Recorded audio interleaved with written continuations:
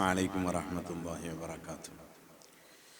الحمد لله نحمده ونستعينه ونؤمن به ونتوكل عليه ونعوذ بالله من شرور أنفسنا ومن سيئات أعمالنا من يهده الله فلا مضل له ومن يضلل فلا هادي له وأشهد أن لا إله إلا الله وحده لا شريك له وأشهد أن محمدا عبده ورسوله أرسله الله تعالى بالحق بشيرا ونذيرا وداعيا إلى الله بإذنه وسراجا منيرا. اللهم صل على محمد وعلى آله وأصحابه وبارك وسلم تسليما كثيرا كثيرا. اللهم ألهمنا مراشد أمورنا وأعذنا من شرور أنفسنا ومن سيئات أعمالنا. أعوذ بالله من الشيطان الرجيم. بسم الله الرحمن الرحيم. إنما يخشى الله من عباده العلماء. وقال تبارك وتعالى أيضا شهد الله أنه لا إله إلا هو والملائكة وأولو العلم قائما بالقسط. وقال النبي صلى الله عليه وسلم كل مولود يولد على الفطرة فأبواه يهودانه أو ينصرانه أو يمجسانه. وقال النبي صلى الله عليه وسلم خيركم من تعلم القرآن وعلمه أو كما قال عليه الصلاة والسلام. ബഹുമാന്യരായ ഉലമാക്കളെ, രക്ഷിതാക്കളെ, മുതഅല്ലിമീങ്ങളെ, സഹോദരന്മാരെ, സ്നേഹിതന്മാരെ, സഹോദരിമാരെ, അല്ലാഹു സുബ്ഹാനഹു വ തആല നമ്മൾ ഒരുമിച്ച് കൂടലിനെ ഖബൂലാക്കുമാറാവട്ടെ. നമ്മുടെ മുഴുവൻ തിന്മകളും നന്മകളാക്കാൻ അല്ലാഹു ഈ ഒത്തുചേരലിനെ സബബാക്കുമാറാവട്ടെ.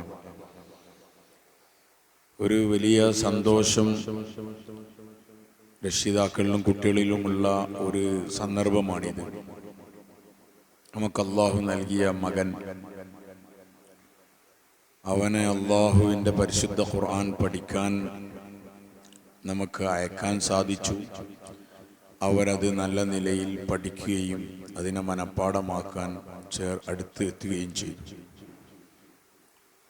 സത്യത്തിൽ നമ്മളൊറ്റക്ക് ആലോചിച്ചാൽ തന്നെ നമുക്ക് മനസ്സിലാവും, എൻ്റെ മകൻ ഒരു ഖുർആൻ പഠിക്കാൻ മാത്രമുള്ള യോഗ്യത എനിക്കുണ്ടോ? കുട്ടികൾക്കുണ്ടാവാം. അല്ലാഹു നമ്മളെ മക്കളെ തിരഞ്ഞെടുത്തതാണ്. നമുക്കൊന്നും ഇതിലൊരു പങ്കുമില്ല. കാരണം എത്രയോ രക്ഷിതാക്കൾ മക്കളെ ഹാഫിളാവണമെന്ന് വിചാരിച്ച് അതിൻ്റെ പിന്നിൽ വലിയ പരിശ്രമം ചെയ്തിട്ട് മക്കളെ കിട്ടാത്ത പല സന്ദർഭങ്ങളും നമ്മുടെ ഓരോരുത്തരുടെയും മുന്നിൽ ഇഷ്ടം പോലെ തെളിവുകളുണ്ട്. പലതവണ മദ്രസകളിൽ കൊണ്ടാക്കിയിട്ട് കുട്ടികൾ ഓടിപ്പോയി, കുട്ടികൾ കരഞ്ഞു, നിലവിളിച്ചു. രക്ഷിതാക്കൾ നമ്മളെ അടുത്തിൽ വന്ന് കരയാം. പക്ഷെ അൽഹംദുലില്ലാ നമ്മളെ മക്കൾ ഖുർആൻ പഠിക്കാൻ തയ്യാറായി. അത് അള്ളാഹു നമ്മളോട് ചെയ്ത വലിയ നിഅമത്താണെന്ന് നമ്മൾ മനസ്സിലാക്കുക. ഹിഫ്ള് അത് എത്ര വലിയ ഭാഗ്യാണെന്ന് നമുക്ക് പെട്ടെന്ന് മനസ്സിലാവില്ല. നബി തങ്ങൾ സല്ലല്ലാഹു അലൈഹി വസല്ലം തങ്ങളെ വചനങ്ങളാണ് സത്യം. ബാക്കിയുള്ളതൊക്കെ സത്യമാവാം, സത്യമാവാതിരിക്കാം. ഉറപ്പായിട്ടും സത്യമുള്ളത് റസൂലുള്ളാഹി സ്വല്ലല്ലാഹു അലൈഹി വസല്ലം തങ്ങളുടെ വാക്കാണ്. വമാ യൻതിഖു അനിൽ ഹവാ ഇൻ ഹുവ ഇല്ലാ വഹ്യു യൂഹാ. തങ്ങൾ വഹിയല്ലാതെ വേറൊന്നും സംസാരിക്കില്ല. തങ്ങളെ ഇച്ഛക്ക് സംസാരിക്കുന്ന ആളല്ല എന്ന് ഖുർആൻ പറയാണ്. ആ നബി തങ്ങൾ സല്ലല്ലാഹു അലൈഹി വസല്ലം തങ്ങളുടെ മുബാറക്കായ നാവിലൂടെ നമുക്ക് പറഞ്ഞു തന്നതാണ്, നിങ്ങളിൽ ഏറ്റവും ശ്രേഷ്ഠൻ, ഖൈറുക്കും, നിങ്ങളിൽ ഏറ്റവും ശ്രേഷ്ഠൻ, മൻ തഅല്ലമൽ ഖുർആന വഅല്ലമ, ഖുർആൻ പഠിക്കുകയും അതിനെ പഠിപ്പിക്കുകയും ചെയ്യുന്നവനാണ്. ഇനി ഇത് മാറൂല, ഇതൊരിക്കലും മാറൂല. ഇനി ലോകത്തെ ഏറ്റവും വലിയ സയന്റിസ്റ്റുകൾ വന്നാലും മാറൂല.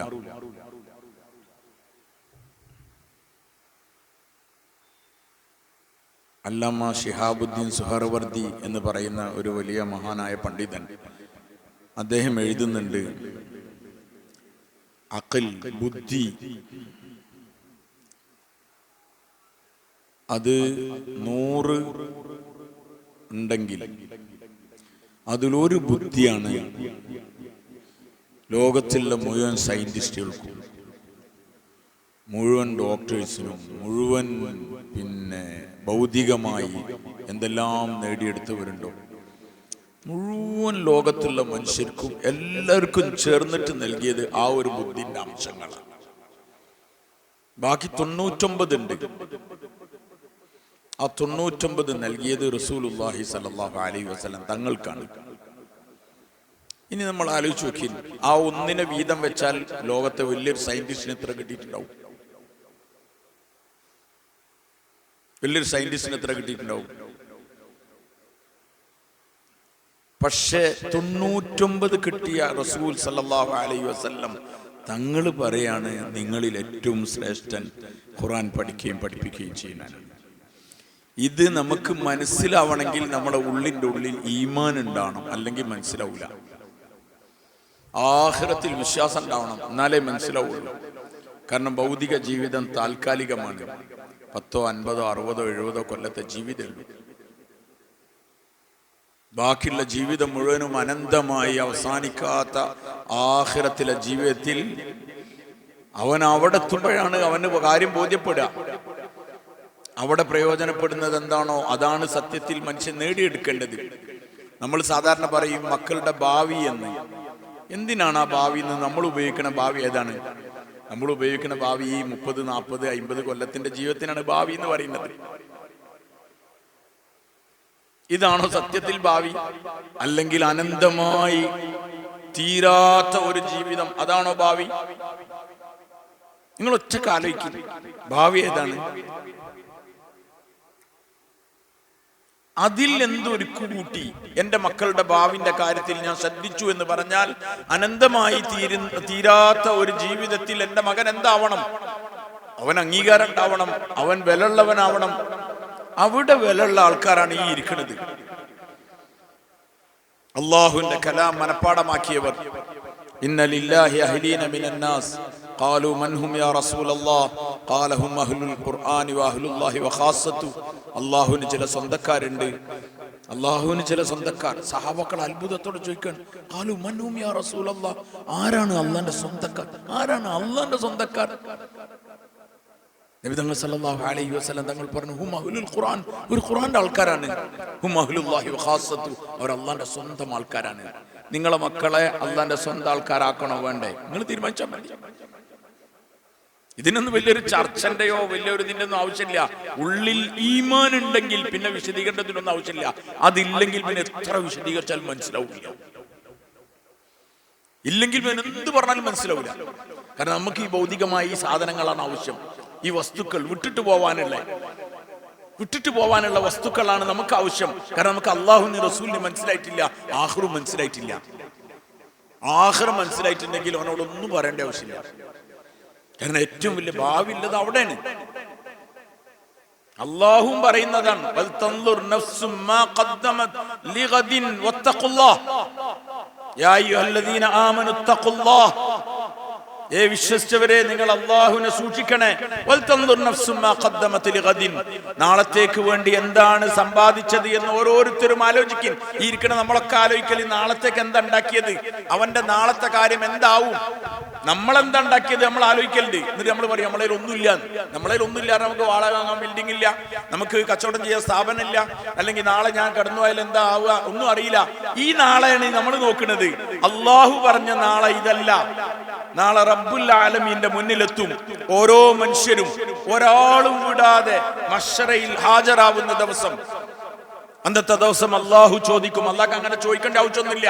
പക്ഷെ ദുനിയാവിൽ അതിന്റെ കൊതിയും ആർത്തിയും മൂത്ത് ഭൗതികമായ അവസ്ഥകളെയും സ്ഥാനമാനങ്ങളെയും സെറ്റപ്പുകളെയും ഭരണത്തെയും കൊതിച്ച് അതിനുവേണ്ടി അടിപിടി കൂടിയവർ, ജീവിതം മുഴുവനും അതിനുവേണ്ടി പാഴാക്കിയവർ, അവരോട് ചോദിക്കുന്നവാണല്ലോ.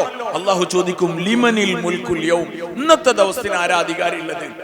മഹ്ശറയിൽ എല്ലാവരും കൂടിയിട്ട് ഹസ്രത്ത് ആദം അലൈഹിസ്സലാത്തു വസ്സലാം ആകുന്ന ഒന്നാമത്തെ മനുഷ്യൻ മുതൽ, ആദ്യ പിതാവ് മുതൽ, ഖിയാമത്ത് നാളിൽ സൂറൂതുന്നതിന്റെ തൊട്ടു മുമ്പ് ജനിച്ച ആ കുട്ടി വരെയുള്ള മുഴുവൻ ആൾക്കാരും ഒരുമിച്ച് കൂടും. ആണും പെണ്ണും വിശ്വാസിയും വിശ്വാസി അല്ലാത്തവരും എല്ലാവരും ഒരുമിച്ച് കൂടിയിട്ട് ആ വിശാലമായ മഹ്ശറയിൽ അള്ളാഹു ചോദിക്കുകയാണ്, ലിമനിൽ മുൽക്കുൽ യൗം, ഇന്നത്തെ ദിവസത്തിന് ആരാധികാരി ഉള്ളത്? ആർക്കും മറുപടി ഉണ്ടാവില്ല, ഒരാളും ചുണ്ടനക്കൂല. അപ്പം അള്ളാഹു പറയും, ലില്ലാഹിൽ വാഹിദിൽ ഖഹാർ, അടക്കി ഭരിക്കുന്ന ഏകനായ അള്ളാഹുവിനാണ് ഇന്നത്തെ ദിവസത്തിന്റെ അധികാരം. അധികാരം സ്ഥാപിക്കണം. നിങ്ങൾ എന്തൊക്കെയോ സംഭവമാണെന്ന് വിചാരിച്ചിരുന്നല്ലോ, എന്നാരെങ്കിലും ഉണ്ടോ? ഒരാളും ഉണ്ടാവൂല. അന്നത്തെ ദിവസത്തെ അംഗീകാരം കിട്ടണം. ആ രാജാതിരാജനായ മാലിക്കുൽ മുലൂക്കായ അള്ളാഹുവിന്റെ അടുക്കൽ സ്ഥാനം കിട്ടണമെങ്കിൽ നബി തങ്ങൾ സല്ലല്ലാഹു അലൈഹി വസല്ലം തങ്ങൾ പറഞ്ഞത് അതാണ്, ഇന്ന ലില്ലാഹി അഹ്ലീന മിനന്നാസ്, ജനങ്ങളിൽ അല്ലാഹുവിന് ചില സ്വന്തക്കാരുണ്ട്. ഖാലൂ മൻഹും യാ റസൂലല്ലാഹ്, ആരാണ് ആ സ്വന്തക്കാർ? ഹും അഹ്ലുൽ ഖുർആൻ, ഹും അഹ്ലുൽ ഖുർആൻ, ഈ ഖുർആന്റെ ആൾക്കാരാണ് അവർ. അഹ്ലുല്ലാഹി വഖാസത്തു, അല്ലാഹുവിന്റെ സ്വന്തക്കാരാണ് അവർ. അതുകൊണ്ട് സഹോദരന്മാരെ, സ്നേഹിതന്മാരെ, എന്റെ മകൻ എന്താക്കണം? കുറെ ചിന്തിക്കാനൊന്നുമില്ല മുഅ്മിന്. അൽഹംദുലില്ലാ, എന്റെ മോൻ ഹാഫിളായി.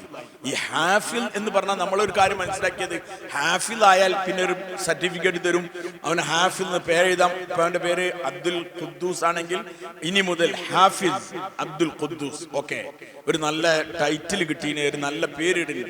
ഇതെല്ലാം അള്ളാഹു നോക്കുന്നുണ്ട്. പ്രതിഫലം പറഞ്ഞ സ്ഥലത്തൊക്കെ അള്ളാഹു പറയുന്നുണ്ട്, ഖുർആനെ മനപ്പാടമാക്കുകയും അതിലുള്ളതനുസരിച്ച് പ്രവർത്തിക്കുകയും ചെയ്യുക. അതിലുള്ളതനുസരിച്ച് പ്രവർത്തിക്കുകയും ചെയ്യുന്നവർ അവരാണ്. ഈ കുട്ടികൾ ഇപ്പൊ കുറെ ഖുർആൻ ഓതിയിട്ടുണ്ട്, ഒരുപാട് ആയത്തുകൾ.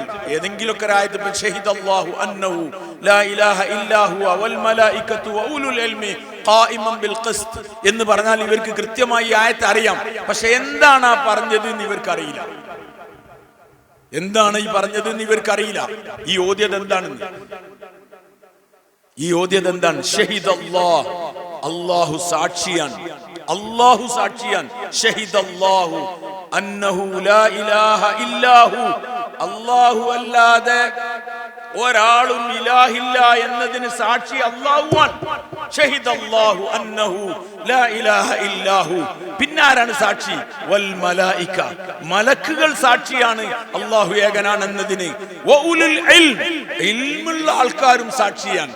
അല്ലാഹു സാക്ഷി, മലക്കുകൾ സാക്ഷി, പിന്നെ അല്ലാഹു സാക്ഷ്യത്തിന് ഉപയോഗിച്ചത് വഉലുൽ ഇൽമി ഖായിമൻ ബിൽ ഖിസ്ത്, ഇൽമിന്റെ അഹ്ലുകാരാണ്. ഈ കുട്ടികൾ ഇത് ഓതിപ്പോയിട്ടുണ്ടാവും പലതവണ, അവർക്കറിയില്ലത്. ഖുർആൻ മനുഷ്യനെ സംസ്കരിക്കാനുള്ളതാണ്. ഖുർആൻ നമുക്ക് ആകെ പഠിക്കാനുള്ളത് ഖുർആനാണ്. കാരണം നമ്മുടെ ലക്ഷ്യം ആഖിറാണെങ്കിൽ, കാരണം ഖുർആൻ നമുക്ക് ആഖിറത്തിലേക്ക് വഴി കാണിച്ചു തരും. ഖുർആനാണ് നമ്മളെ വഴികാട്ടി. നമ്മൾ സാധാരണഗതിയിൽ ഖുർആൻ നമ്മളെ ഇമാമാണെന്ന് നമ്മൾ പലപ്പോഴും കേട്ടിട്ടുണ്ട്. അധികം കേൾക്കൽ ഖബർസ്ഥാനിലായിരിക്കും. ഖബറൊക്കെ അടക്കി മണ്ണൊക്കെ ഇട്ട് മൂടുകല്ലൊക്കെ വെച്ചതിന് ശേഷം അതിൻ്റെ അടുക്കൽ നിന്ന് തൽഖീൻ ഓതി കൊടുക്കാറുണ്ട് ചില പള്ളികളിലൊക്കെ. അപ്പം സാധാരണ ചോദിക്കും,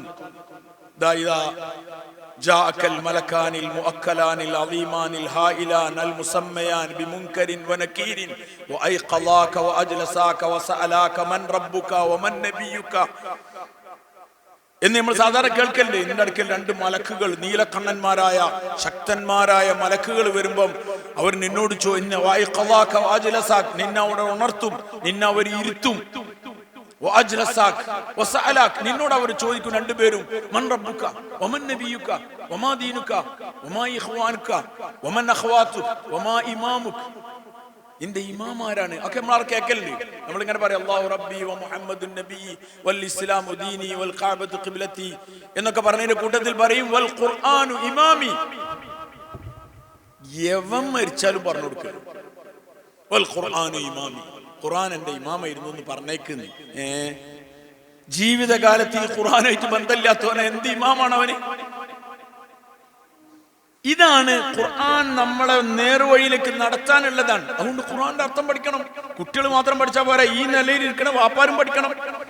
മുഴുവൻ മനുഷ്യന്മാർക്കും ഇറങ്ങിയതാണ് ഖുർആൻ. ഖുർആൻ എന്താണ് നമ്മളോട് പറയുന്നത് എന്ന് നമ്മൾ മനസ്സിലാക്കിയിട്ടില്ലെങ്കിൽ നമ്മുടെ അവസ്ഥ എന്തേക്കും? ഖുർആൻ ഇങ്ങനെ വ്യക്തമായി പറയാണ്, വ്യക്തമായി ഖുർആൻ ഇങ്ങനെ സംസാരിക്കണം. സഹോദരന്മാരെ, സ്നേഹിതരെ, നമ്മൾ ഇന്ന് ഭൗതികതയുടെ ഹരങ്ങളിലാണുള്ളത്. ഭൗതികതയുടെ ഹരങ്ങളിൽ, ഭൗതികതയുടെ രസങ്ങളിലാണുള്ളത്. അതുകൊണ്ട് നമ്മളെ മക്കൾക്ക് അതറിയണം, നമ്മളെ മക്കൾക്ക് ഇതറിയണം, ഇംഗ്ലീഷൊക്കെ അങ്ങനെ സംസാരിക്കണം, ഇങ്ങനെ സംസാരിക്കണം, അറബി ഇങ്ങനെ സംസാരിക്കണം, ഉറുദു ഇങ്ങനെ സംസാരിക്കണം, അവൻ വലിയ വലിയ സ്ഥാനത്തിലെത്തണം, അവൻ വലിയ ജോലി നേടണം, അവൻ അങ്ങനെ സമ്പാദിക്കണം. ഇതൊക്കെ വാപ്പാരുടെ നീയത്താണ്, ഉമ്മാരുടെ നീയത്താണ്. സത്യത്തിൽ നിങ്ങൾ ആലോചിക്കും, മദ്രസകളാകെ കുറച്ചേ ഉള്ളൂ. മലപ്പുറം ജില്ല എടുക്കുന്നത് എത്ര മദ്രസ മലപ്പുറം ജില്ലയിലുള്ളത്? ചെറിയ പ്രാഥമിക മദ്രസകൾ ഇഷ്ടം പോലെ ഉണ്ടാവും. ഖുർആൻ അതിന്റെ അർത്ഥം പഠിപ്പിച്ചു കൊടുക്കാൻ പറ്റുന്ന അവസ്ഥയിലെത്തി എത്ര മദ്രസകൾ ഉണ്ടാവും? എല്ലാ സംഘടനകൾക്കും ചേർത്തിട്ട് എത്ര ഉണ്ടാവും? നിങ്ങൾ കണക്കൂട്ടി. ഏറ്റവും കൂടുതൽ മുസ്ലിമീങ്ങൾ തിങ്ങി താമസിക്കുന്ന ഒരു ജില്ലയാണ് മലപ്പുറം ജില്ല. ഇവിടെ ഹയർ സ്റ്റഡീസിന്റെ സ്കൂളുകൾ എത്ര ഉണ്ട് നിങ്ങൾ നോക്കി. ഹയർ സെക്കൻഡറി മുതലുള്ള LP UP നിങ്ങൾ നോക്കണ്ട, ബാക്കിയുള്ളത് നോക്കി എത്ര ഉണ്ട്. അവിടെ ആയിരക്കണക്കിന് കുട്ടികൾ പഠിക്കുന്നുണ്ട്, ഇവിടെയും പഠിക്കുന്നുണ്ട്, വേറെ സ്ഥലത്ത് പോയി ഇവിടെയൊക്കെ ഉണ്ട്. മലപ്പുറം ജില്ലയിലെ കുട്ടികൾ, എല്ലാ കുട്ടികളും പഠിക്കല്ലേ. എന്നിട്ട് എന്താണ് ഇവിടെ സംഭവിക്കുന്നത്? അതും കൂടി നോക്കണല്ലോ. വെറും പഠിച്ചാ പോരല്ലോ. ഞാൻ ഉള്ളത് സെൻട്രൽ സ്കൂളിന്റെ തൊട്ടടുത്താണ്, എന്റെ പള്ളിയിൽ തൊട്ടടുത്താണ്. മലപ്പുറം ജില്ലയിലുള്ള സെൻട്രൽ സ്കൂളിന്റെ അവിടെ അഡ്മിഷൻ കിട്ടലാണ് ആളുകളുടെ ഏറ്റവും വലിയ സ്വർഗത്തേക്ക് പാസ് കിട്ടിയ മൈ. സെൻട്രൽ സ്കൂളിൽ അങ്ങനെ അഡ്മിഷൻ കിട്ടിയാൽ ചെറിയ ചെറിയ മക്കളെ ഊട്ടിയിലൊക്കെ കൊണ്ടുപോയി ചേർത്തുണ്ട്. എന്നുവെച്ചാൽ സെൻട്രൽ സ്കൂളിൽ കയറി കിട്ടിയാൽ പിന്നെ ഏത് സ്കൂളിലേക്കും മാറ്റാം. അങ്ങനൊക്കെ ത്യാഗം ചെയ്തിട്ട് ആ കുട്ടികളെയാണ് ഞാൻ അധികം കാണല്. ആയിരക്കണക്കിന് കുട്ടികൾ അവിടുന്ന് പഠിച്ചു പോയി. എനിക്കറിയുന്ന ആൾക്കാരുണ്ട്. ഒരെന്താ ആയത് അത് പറഞ്ഞിരിക്കും. സെൻട്രൽ സ്കൂളിൽ നിങ്ങൾ നാളെ പോയി നോക്കി, ആയിരക്കണക്കിന് കുട്ടികളുണ്ട് അവിടെ. അവന് പെണ്ണായിട്ട് ഇവരൊക്കെ എന്താ ആവണത്? ഈ രാജ്യത്തെ അവരെന്താണ് ആക്കിയത്? നമ്മൾ ഒറ്റക്കാലിക്ക് നമ്മളൊരു അതുണ്ടോ ഇതുണ്ടോ എന്നൊക്കെ ചോദിക്കണ കേട്ട വിചാരിക്കും എന്തോ സംഭവമാണ്. ഒരു സംഭവവും ഇല്ല. ഡിഗ്രി ഉള്ള ആൾക്കാർ നിങ്ങൾ മലപ്പുറം കോട്ടപ്പടി അങ്ങാടിക്ക് വരും, ഞാൻ കാണിച്ചു തരാം. ഡിഗ്രിയിലൊക്കെ നല്ല മാർക്ക് വാങ്ങിയ ആൾക്കാർ ഓട്ടോറിക്ഷ ഓടിക്കുന്നുണ്ട്. ഇത് ഞാൻ വെറുതെ പറയല്ല. അസിസ്റ്റന്റ് തഹസീൽദാറായിട്ട് റിട്ടയർഡ് ആയ ആൾക്കാർ ഓട്ടോറിക്ഷ ഓടിച്ചിരുന്നു മലപ്പുറം കോട്ടപ്പടി. ഇപ്പോഴും എല്ലാ ഓട്ടോറിക്ഷക്കാർക്കും ഡിഗ്രി ഉള്ളവരാണ്. റോഡ് സൈഡ് കച്ചവടം ചെയ്യുന്ന ഡിഗ്രി ഉള്ളവനാണ്. ഇതുണ്ടായ എന്തോ ആണെന്ന് നമ്മൾ തെറ്റിദ്ധരിക്കാണ്. എന്തൊക്കെ പണിയെടുക്കുന്നുണ്ട് എഞ്ചിനീയർമാര് സാധാ സീതാ പണിയെടുക്കുന്നുണ്ട്. ആൾ എഞ്ചിനീയറാണ്. എഞ്ചിനീയർ ആക്കുവോളെ നമുക്ക് നിർബന്ധമുള്ളൂ. എഞ്ചിനീയർ ആവണം. അതിനുശേഷം എന്ത്? എന്നാൽ ഇപ്പൊ പല ആൾക്കാരും നമുക്കറിയുന്ന കുറെ എഞ്ചിനീയേഴ്സ് ഉണ്ട്. ആ പണിയൊന്നും എടുക്കാത്ത കുറെ ആൾക്കാരുണ്ട്. അവര് പഠിച്ചിട്ട് എന്താ ആയത്? ഇത് പഠിച്ചാൽ എന്തുമാവാം. അതാണ് ഇതിന്റെ പ്രത്യേകത. ദീന് ഒരാൾ പഠിച്ചു, ഖുർആൻ ഒരാൾ പഠിച്ചു, ഹദീസ് ഒരാൾ പഠിച്ചു.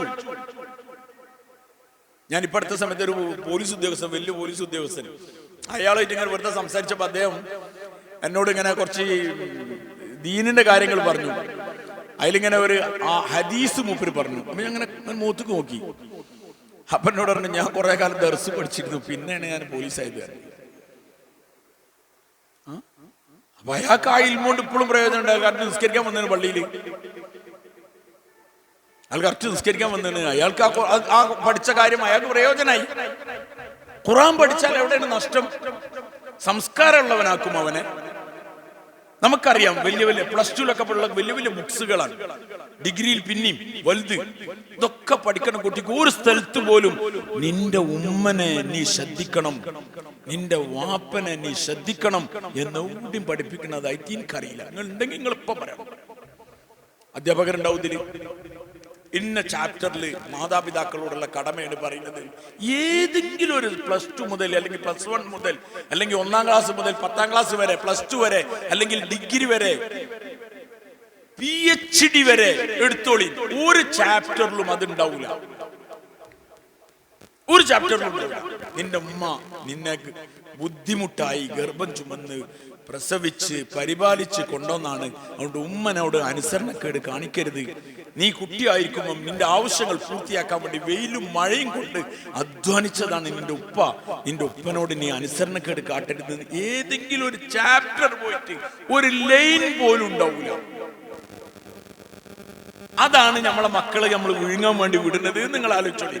ഇനി ഇതിന്റെ കെടുതി ഈ ഇപ്പങ്ങൾ ഈ സ്റ്റെപ്പ് കയറി വന്നതാണ്. അതുകൊണ്ട് ഞാൻ ഈ പറഞ്ഞതൊന്നും ഇപ്പൊ നിങ്ങൾക്ക് മനസ്സിലാവില്ല. ഇൻഷാ അല്ലാഹ് കയറാൻ പറ്റാത്തൊരു കാലം വരും. സ്വന്തം വീട്ടിലുള്ള ബെഡ്റൂമിലുള്ള ബാത്റൂമിലേക്ക് പോലും പോകാൻ പറ്റാത്ത ഒരു ദിവസം വരും. അന്ന് ഞാൻ ഈ പറഞ്ഞ കാര്യങ്ങൾക്ക് ബോധ്യപ്പെടും. നിങ്ങൾ അംഗീകരിച്ചാലും ഇല്ലെങ്കിലും നിങ്ങൾക്ക് ബോധ്യപ്പെടും. എന്റെ മോൻ ദീനുണ്ടായിരുന്നെങ്കിൽ, എന്റെ മോൻ ഖുർആൻ പഠിച്ചിരുന്നെങ്കിൽ എത്ര നന്നായേനെ എന്ന് അന്ന് നിങ്ങൾ ആലോചിക്കും. ഇന്ന് നിങ്ങൾക്ക് ആരോഗ്യം, ബുദ്ധിയും പൈസയും സെറ്റപ്പ് ഉണ്ടായിട്ടാണ് ഇത് പോരാ, അത് പോരാ, അതാക്കണം, ഇതാക്കണം എന്നൊക്കെ പറയുന്നത്. കാരണം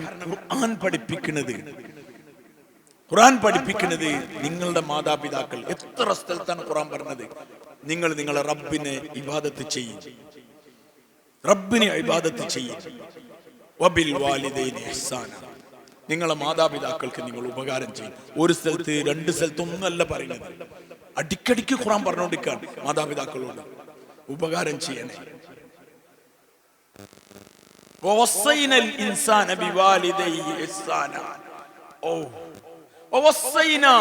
നാം വസിയത്ത് ചെയ്യാണ്. ആര്? അല്ലാഹ് പറയാണ്, നാം വസിയത്ത് ചെയ്യാണ്. വവസ്സൈനൽ ഇൻസാന, മനുഷ്യനോട് നാം വസിയത്ത് ചെയ്യാൻ. വവസ്സൈനൽ ഇൻസാന ബിവാലിദൈഹി ഇഹ്സാന, അവന്റെ മാതാപിതാക്കളോട് ഗുണം ചെയ്യണേ. ഇത് ഖുർആൻ ഏതിലും മറിച്ച് നോക്കിയാൽ ഇതിങ്ങനെ വന്നുകൊണ്ടിരിക്കും. ഏതിലും നോക്കിയാൽ നിങ്ങൾ മാതാപിതാക്കളോട് മാന്യമായ നിലയിൽ പെരുമാറി. ഫലാ തഖുൽ ലഹുമാ ഉഫ്ഫിൻ, അവരോട് ഛേന്ന് പറയരുത്. ഇപ്പം ഛേന്ന് പറഞ്ഞ ചെള്ളക്കൊന്ന് കൊടുക്കാനുള്ള താക്കത്ത് നിങ്ങൾക്ക് ഉണ്ടാവും. എന്തെങ്കിലും തിരിച്ചു പറഞ്ഞാൽ പ്രതികരിക്കാനുള്ള കഴിവുണ്ടാവും. കിടന്ന സ്ഥലത്ത് നിന്ന് എഴുന്നേക്കാൻ പറ്റാത്തൊരവസ്ഥ ഉണ്ടാവും. അന്ന് നിങ്ങൾക്ക് വേറെ പണി തിരക്കൊന്നും ഉണ്ടാവില്ല, മൊബൈലും ഉണ്ടാവില്ല, ഒന്നും ഉണ്ടാവില്ല. നിങ്ങളെ കൂട്ടുകാരുണ്ടാവില്ല, നിങ്ങളെ പാർട്ടിക്കാരുണ്ടാവില്ല, നിങ്ങളുടെ ഓഫീസ് ഉണ്ടാവില്ല, സെറ്റപ്പ് ഉണ്ടാവില്ല, ഒന്നും ഉണ്ടാവില്ല. വാട്ടർ ബെഡിലോ അല്ലെങ്കിൽ മറ്റേതെങ്കിലും സ്ഥലത്ത് നിങ്ങൾ ഇങ്ങനെ കിടക്കുമ്പം മോനെ ഒന്നെന്നെ പിടിച്ച, അല്ലെങ്കിൽ ഒന്നെന്നെ ബാത്റൂമിൽ പോണം എന്ന് പറഞ്ഞാൽ അപ്പം ആ മകൻ തരുന്ന ചില വാക്കുകൾ ഉണ്ടാവും. അന്ന് നിങ്ങൾ വെറുതെ കിടക്കുമ്പോ അങ്ങനെ ആലോചിക്കും, ഇവൻ കുട്ടിയായപ്പം ഇവനെടുത്ത് രാത്രി ഹോസ്പിറ്റലിലേക്ക് ഓടിയത്, ഇവന്റെ പ്രസവത്തിന് വേണ്ടി ആ ലേബർ റൂമിന്റെ മുമ്പിൽ കഷ്ടപ്പെട്ട് പൈസ ഇല്ലാതെ കഷ്ടപ്പെട്ട് നിന്ന രംഗം, അതൊക്കെ അപ്പം നിങ്ങൾക്ക് ഓർമ്മ വരും. തീർച്ച നിങ്ങൾക്കുള്ള ശിക്ഷയായിരിക്കും അത് എന്നാണ് റബ്ബിന്റെ തീരുമാനം. കാരണം നിനക്ക് ഭൂമിയിൽ അവസരം തന്നിരുന്നു. അല്ലാഹു ആരെ മേലത് ചാർത്തുന്നത് നിങ്ങൾക്കറിയോ? നബി തങ്ങൾ സല്ലല്ലാഹു അലൈഹി വസല്ലം തങ്ങൾ പറഞ്ഞു, കുല്ലു മൗലൂദിൻ യൂലദു അലൽ ഫിത്ര ഫഅബവാഹു യുഹവ്വിദാനിഹി ഔ യുനസ്സിറാനിഹി ഔ യുമജ്ജിസാനിഹി. എല്ലാ കുട്ടികളും ജനിക്കുന്നത്, എല്ലാ കുട്ടികളും, മുസ്ലിമിന്റെ അമുസ്ലിമിന്റെ ക്രിസ്ത്യാനി ജൂതൻ ഒന്നുമില്ല, എല്ലാ കുട്ടികളും ജനിക്കുന്നത് ഇസ്ലാം സ്വീകരിക്കാൻ പറ്റുന്ന പാകമായ പക്വമായ ഫിത്രത്തോട് കൂടിയാണ്. ഫഅബവാഹു ഫഅബൂഹു അല്ല, ഫഅബവാഹു, അവന്റെ മാതാപിതാക്കൾ, ഉമ്മനും വിട്ടിട്ടില്ല, വാപ്പനും വിട്ടിട്ടില്ല. ഫഅബവാഹു, അവന്റെ മാതാപിതാക്കൾ, ഫഅബവാഹു യുഹവ്വിദാനിഹി, അവന്റെ മാതാപിതാക്കൾ അവനെ യഹൂദിയാക്കി. ഔ വഅബവാഹു യുഹവ്വിദാനിഹി ഔ യുനസ്സിറാനിഹി, അവന്റെ മാതാപിതാക്കൾ അവനെ നസ്രാനിയാക്കി. അവന്റെ ഔ യുമജ്ജിസാനിഹി, അവന്റെ മാതാപിതാക്കൾ അവനെ മജൂസിയാക്കി. അല്ലാഹുവിന്റെ നബി തങ്ങൾ പറയുന്നത് ഇതാണ്, അവനെ ഈ കോലത്തിൽ കേടുവരുത്തിയ ആൾക്കാർ നിങ്ങളാണ്. എവിടെയാണ് ആ കേടുവരുന്നത്? അവൻ ആദ്യം ചേർക്കേണ്ടതുപോലെ, അവനെ പഠിപ്പിക്കേണ്ടതുപോലെ പഠിപ്പിച്ചില്ല എന്നുള്ളതാണ്. ആദ്യം നിങ്ങളൊക്കെ പറഞ്ഞൊക്കെ കേൾക്കുന്ന കുട്ടിയായപ്പം നിങ്ങൾ ബാക്കിയുള്ളതൊക്കെ പഠിപ്പിച്ചു. കുറച്ച് വലുതായി, കുറച്ചൊക്കെ സംഗതിയൊക്കെ ആവുമ്പോൾ ഞാൻ പറഞ്ഞത് കേൾക്കണം എന്ന് പറയുമ്പോൾ അവൻ കേൾക്കാൻ പറ്റുന്ന കണ്ടീഷൻ ആയിക്കൊണ്ടാവില്ല. കാരണം ഓനാരാ വാപ്പാന്ന് ഇതുവരെ പഠിപ്പിച്ചു കൊടുത്തിട്ടില്ല.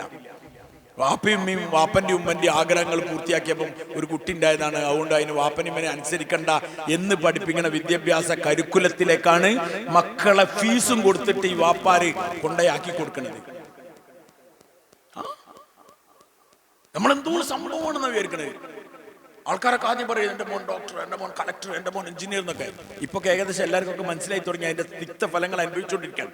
ഞാനിപ്പോൾ അടുത്ത സമയത്ത് ഓസ്ട്രേലിയയിൽ പോയിരുന്നു. നമ്മളൊക്കെ കാണുന്ന വലിയൊരു സ്വർഗത്തിന്റെ ലോകമാണല്ലോ അമേരിക്ക, കാനഡ, UK, ഓസ്ട്രേലിയ എന്നൊക്കെ പറഞ്ഞിട്ടുള്ള സ്ഥലങ്ങൾ. അവിടെയൊക്കെ ചില ആൾക്കാരൊക്കെ മോൻ ഓസ്ട്രേലിയ അല്ല എന്ന് പറഞ്ഞാൽ ഏതോ സ്വർഗത്തിന്റെ ഒരു സൈഡിലാന്നൊക്കെ വിചാരിക്കും. അതിലൊക്കെ അഭിമാനിക്കുക. ഞാൻ ഓസ്ട്രേലിയയിൽ പോയി ഞാൻ ജസ്റ്റ് ഒന്ന് പഠിച്ചു നോക്കി. 7ാം ക്ലാസ് വരെ ഓസ്ട്രേലിയയിൽ ഫുൾ പാസ്സാണ് എല്ലാ കുട്ടികളും. എല്ലാ കുട്ടികളും പാസ്. 7ാം ക്ലാസ് മുതൽ പരീക്ഷ കുറച്ച് കടുപ്പിക്കും, എല്ലാ കുട്ടികൾക്കും പാസ്സാൻ പറ്റില്ല. അതുകൊണ്ട് ഓസ്ട്രേലിയയിലെ ജനങ്ങളുടെ ടോപ്പ് വിദ്യാഭ്യാസ യോഗ്യത അധികം ആളും 7ാം ക്ലാസ്സാണ്. 7ാം ക്ലാസ് കഴിഞ്ഞാൽ കുട്ടികൾ അവരവരെ പരിപാടിക്ക് പോവാണ്. ഇത് ഞാൻ വെറുതെ പറയല്ല, നിങ്ങൾ പഠിച്ചാൽ മതി.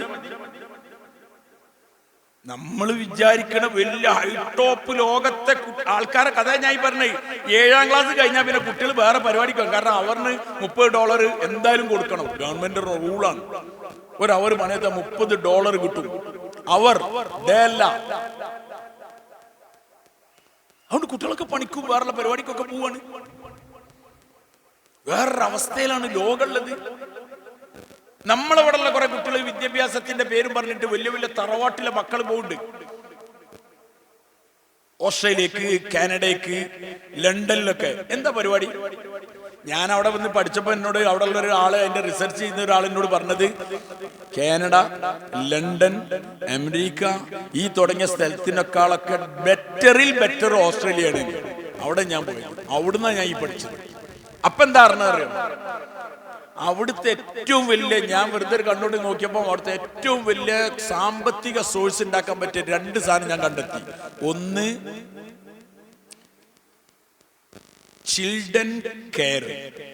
ചൈൽഡ് കെയർ, കുട്ടികളെ സംരക്ഷിക്കാനുണ്ട്. രണ്ടാമത്തേതോ ഏജ് കെയർ, വലിയ ആൾക്കാരെ സംരക്ഷിക്കാൻ. അതാണ് അവിടുത്തെ സ്കോപ്പുള്ള ബിസിനസ്. എന്താണ് സ്കോപ്പുള്ള ബിസിനസ് പറഞ്ഞത്? വയസ്സായ ആൾക്കാരെ നോക്കാൻ ആളില്ല. ഞാൻ എൻ്റെ ഈ കണ്ണുകൊണ്ട് ഞാനിങ്ങനെ പോവാണ്. അപ്പൊ എന്നോട് അവിടുത്തെ എൻ്റെ കൂട്ടുകാരനോട് ഇങ്ങനെ പറഞ്ഞു, ഇവിടുത്തെ ഇങ്ങനെ ഒരു സംഭവം ഉണ്ട് ഇവിടെ എന്നൊക്കെ പറഞ്ഞു. ഞാനിങ്ങനെ ഓരോന്നിങ്ങനെ കിള്ളി ചോദിച്ചപ്പോൾ എന്നോട് ഓരോന്നിങ്ങനെ പറഞ്ഞതാണ്. അങ്ങനെ ഞങ്ങളിങ്ങനെ പാസ് ചെയ്ത് പോകുമ്പോൾ വണ്ടി ഇങ്ങനെ സൈഡാക്കിയെന്ന്, എന്നാ നിങ്ങൾ നേരെ കണ്ടോളി പറഞ്ഞു. അപ്പൊ ഒരു ബസ് ഒരു സ്ഥലത്ത് ഇങ്ങനെ വന്ന് നിർത്തിയിട്ടുണ്ട്. അതിന് ഇങ്ങനെ ഒരു 2 റെയിൽ ഇങ്ങനെ ഇറക്കിയിട്ടുണ്ട്. ബട്ടൺ ഇട്ടാൽ ഇങ്ങനെ ഇറങ്ങും. എന്നിട്ട് ഒരാൾ പോയിട്ട്, ഒരു വയസ്സായ ആൾ വീൽ ചെയറിലുണ്ട്, അയാളെ വീൽ ചെയർ ഇങ്ങനെ കൊണ്ടുവന്നിട്ട് ഈ ബസ്സിൽ കണ്ട് തള്ളിക്കയറ്റി. അതിനാണ് അത് ഇങ്ങനെ നീട്ടുന്നത്. എന്നിട്ട് അത് അവിടെ മടക്കി വെച്ചിട്ട് ബസ് പിന്നെയും പോയി. അപ്പൊ ഞാൻ ചോദിച്ചത് എന്താണെന്ന് ചോദിച്ചു. എന്നോട് പറഞ്ഞു, ഏജ് കെയർ ഉള്ള ആൾക്കാരെ വീട്ടിൽ പോയിട്ട് എടുക്കുക, എന്നിട്ട് അവരെ 2 അവർ 3 അവറൊക്കെ എവിടെയെങ്കിലും പാർക്കിൽ, ഇഷ്ടംപോലെ പാർക്ക് ഉണ്ടാവും, പാർക്കിൽ കൊണ്ടുപോയി ഇരുത്തുക, കുറച്ച് വെയിലൊക്കെ കൊള്ളുക, കാറ്റൊക്കെ കൊള്ളുക. അവർ കൃത്യമായിട്ട് പൂർത്തിയാകുമ്പോൾ ഓരോ വണ്ടി കയറ്റുക, കൊണ്ടുവരിക, അതിന്റെ പേയ്മെന്റ് അടക്കുക. ഏറ്റവും വൃത്തിയുള്ള നാടാണ് പോലും ഓസ്ട്രേലിയ. ബാക്കിയുള്ള നാടിനെ പറ്റി പറയാതിരിക്കല്ല നല്ലത്. അവരും പറയുന്നുണ്ട്, ബാക്കിയുള്ളവരും പറയും. ഇതൊന്നല്ല. ഞാൻ അപ്പൊ ഇങ്ങനെ അത്ഭുതത്തോടു കൂടി ഇങ്ങനെ ചോദിച്ചപ്പോൾ എന്നോട് പറഞ്ഞു, അവിടെ ഒരു ഫ്രണ്ട് ഉണ്ട്, ഓൻ പറഞ്ഞു, എൻ്റെ വീടിന്റെ തൊട്ടടുത്തൊരു സ്ത്രീ ഉണ്ടായിരുന്നു. ആ സ്ത്രീ ഒറ്റയ്ക്ക് ഉണ്ടായിരുന്നത്. ഞങ്ങളോട് ഭയങ്കര ഇഷ്ടമായിരുന്നു, ഞങ്ങൾ ഫുഡൊക്കെ കൊടുക്കുമായിരുന്നു അവർക്ക്. അവസാനം ആ സ്ത്രീക്ക് പറ്റ വയ്യാതായി. ആ സ്ത്രീൻ്റെതാണ് അവിടെ വീട്. ഓസ്ട്രേലിയയിലെ ഏറ്റവും വലിയ സംഭവം എന്താ പറഞ്ഞാൽ സ്വന്തമായിട്ടൊരു വീടുണ്ടാകുക എന്നുള്ളതാണ്. ഏറ്റവും വലിയ അവിടുത്തെ സ്വപ്നം എന്താണ് പറഞ്ഞാൽ സ്വന്തമായിട്ടൊരു വീടുണ്ടാകുക. ആ സ്വന്തമായിട്ട് വീടുള്ള ഈ സ്ത്രീ, ആ സ്ത്രീനെ ഒരു ടീം നോക്കാന്ന് പറഞ്ഞിട്ട് വീട് അവരുടെ പേരിൽ എഴുതി കൊടുത്തു.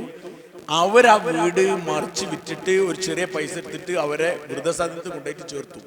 ആ സ്ത്രീ പറഞ്ഞ, എന്നെ വൃദ്ധസദനത്തിൽ ചേർക്കരുത്, നിങ്ങൾ എന്നെ കെയർ ചെയ്യണം, എന്റെ ഫുള്ള് നിങ്ങൾക്ക് തരാന്ന് പറഞ്ഞിട്ടാണ് ചെയ്തത് പോലും. ഇവന്റെ വീടിന് തൊട്ടടുത്തുണ്ടായിരുന്നു. വയസ്സായ ആൾക്കാർ കുടുങ്ങിക്കിടക്കുന്ന ഒരു രാജ്യങ്ങളാണത്. അതുകൊണ്ട് തന്നെ ഇപ്പം ന്യൂയോർക്ക് മേയറായിട്ട് ഒരു ചെറുപ്പക്കാരൻ സത്യപ്രതിജ്ഞ ചെയ്ത് നിങ്ങളെല്ലാവരും അറിഞ്ഞിട്ടുണ്ടാവും. എല്ലാവരും അങ്ങനെ അവനൊരു 3 കാര്യങ്ങളാണ് പ്രധാനമായിട്ട് അവന്റെ ഇലക്ഷനിൽ അവൻ ഹൈലൈറ്റ് ചെയ്തിരുന്ന 3 കാര്യങ്ങളാണ് പ്രധാനമായിട്ട്. കുറെ കാര്യങ്ങൾ പറഞ്ഞിട്ടുണ്ട്.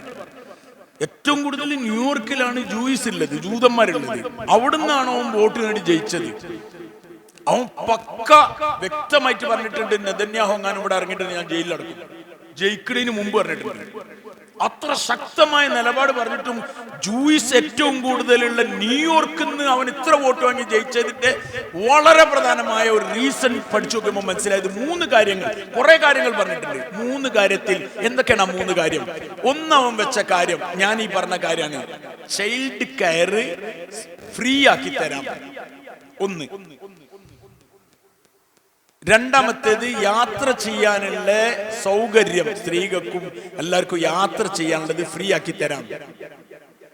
മൂന്നാമത്തേത് സ്വസ്ഥമായി താമസിക്കാനുള്ള, ഞാൻ നേരത്തെ പറഞ്ഞല്ലോ ഈ രാജ്യത്തൊക്കെ ഒന്ന് സ്വന്തമായിട്ട് താമസിക്കാനുള്ള ഒരു വീടുണ്ടാവലാണ് ഒരേറ്റവും വലിയ സംഗതി. അതുകൊണ്ട് സ്വന്തമായി താമസിക്കാനുള്ള ഒരു ഷെൽട്ടറുകൾ, ഇതേപോലത്തെ വലിയ ഹാളുകൾ അത് ഫ്രീ ആയിട്ട് ഗവൺമെന്റ് ഭാഗത്ത് തരാം. ഒരു ബെഡിന്റെ സ്പേസ് തരാം, അവിടെ വന്ന് താമസിക്കാം. ഇത് പറഞ്ഞു, ഇതാണ് ഹൈലൈറ്റ് ചെയ്ത് 3 കാര്യങ്ങൾ. ഇത് ഏത് രാജ്യം നിങ്ങൾ പറയും നമ്മൾ പോവാനും നമ്മളാവാനൊക്കെ ആഗ്രഹിക്കണ, അവരാവാനാണ് ആഗ്രഹിക്കണേ. ഇവിടെ ഏത് പൊട്ടനുണ്ട് 5 സെന്റ് സ്ഥലം, ഒരു പെരയും, സ്വസ്ഥമായിട്ട് കിടന്നിറങ്ങാൻ, ഒന്നും കൊടുക്കണ്ട, പച്ചവെള്ളം ഇഷ്ടം പോലെ ഉണ്ട്, കുടിക്കും ചെയ്യാം. അവിടെ നിൽക്കാൻ പറ്റില്ല, ഭയങ്കര ഹൈ വാടകയാണ്, ഹൈ വാടക. ഒരു സാധാരണക്കാരൻ നിൽക്കാൻ പറ്റില്ല. എൻ്റെ ഒരു ഫ്രണ്ട് മുമ്പ് അമേരിക്ക പോയ ഉടനെ എന്നോട് പറഞ്ഞു, ഞാൻ ചെന്താ അമേരിക്കൻ്റെ വിശേഷം എന്താ വെച്ചാൽ, ഞാൻ കുറെ രാജ്യത്ത്, അവൻ ഒരു 10-18 രാജ്യത്ത് പോയിട്ടുണ്ട്. അവനോട് പറഞ്ഞു, ആകെ കൈ നീട്ടണ എയർപോർട്ടിൽ യാചിക്കണ ഒരൊറ്റ സ്ഥലം കണ്ടത് ഈ അമേരിക്കയാണ്. എയർപോർട്ടിൽ, ഇവിടൊക്കെ എയർപോർട്ടിൽ കൈ കിട്ടൂലല്ലോ, കുറച്ചുകൂടി പുറത്തിറങ്ങിയിട്ട് ഇവിടെ കുളത്തൂരൊക്കെ എത്തിയാലല്ലേ കൈ കിട്ടുള്ളൂ. എയർപോർട്ട് കൈയിട്ടുന്ന ഒരു രാജ്യം ഞാൻ കണ്ടത് അമേരിക്കയാണ്. നിങ്ങൾ എന്താ ഈ വിചാരിക്കണേ? വിദ്യാഭ്യാസവും ഭൗതികതയും ഒക്കെ ഉണ്ടായാൽ സ്വസ്ഥമായി ജീവിക്കാൻ നിങ്ങൾ വിചാരിക്കണ്ടോ? നിങ്ങൾ ഇവിടുന്ന് ഈ കുന്നുമൽ ഇവിടെ മഞ്ചേരിട്ട് പോകും, അല്ലെങ്കിൽ കോഴിക്കോട്ടെ പോകും. ഏറ്റവും വലിയ കൂടുതൽ പോണ മലപ്പുറക്കാർ ഒരു ഊട്ടിക്ക് പോകും, അല്ലെങ്കിൽ ഒരു മൂന്നാർക്ക് പോകും, അല്ലെങ്കിൽ ഇവിടെ ആണെങ്കിൽ ഒരു സിംല, മണാലി, അല്ലെങ്കിൽ ഒരു കാശ്മീർ. നിങ്ങൾ ഈ വലിയ രാജാക്കന്മാരുടെ രാജ്യം എന്ന് പറഞ്ഞ രാജ്യത്തേക്ക് ഒന്ന് പോയി നോക്കി, നമുക്ക് മനസ്സിലാവും ജീവിതം എവിടെയുള്ളത്. ചൈൽഡ് കെയറിന് എന്തിനാണ് എത്ര വലിയ വോട്ടിട്ടാൻ കാരണം? അവിടെ ഒരു വീടും ഒന്ന് ജീവിക്കണമെങ്കിൽ ഭാര്യയും ഭർത്താവും നല്ല പോലെ അധ്വാനിച്ചാലേ പറ്റുള്ളൂ. അപ്പൊ ഈ കുട്ടികളെ നോക്കാൻ വേണ്ടി നിന്നാൽ ജീവിക്കാൻ നടക്കൂല.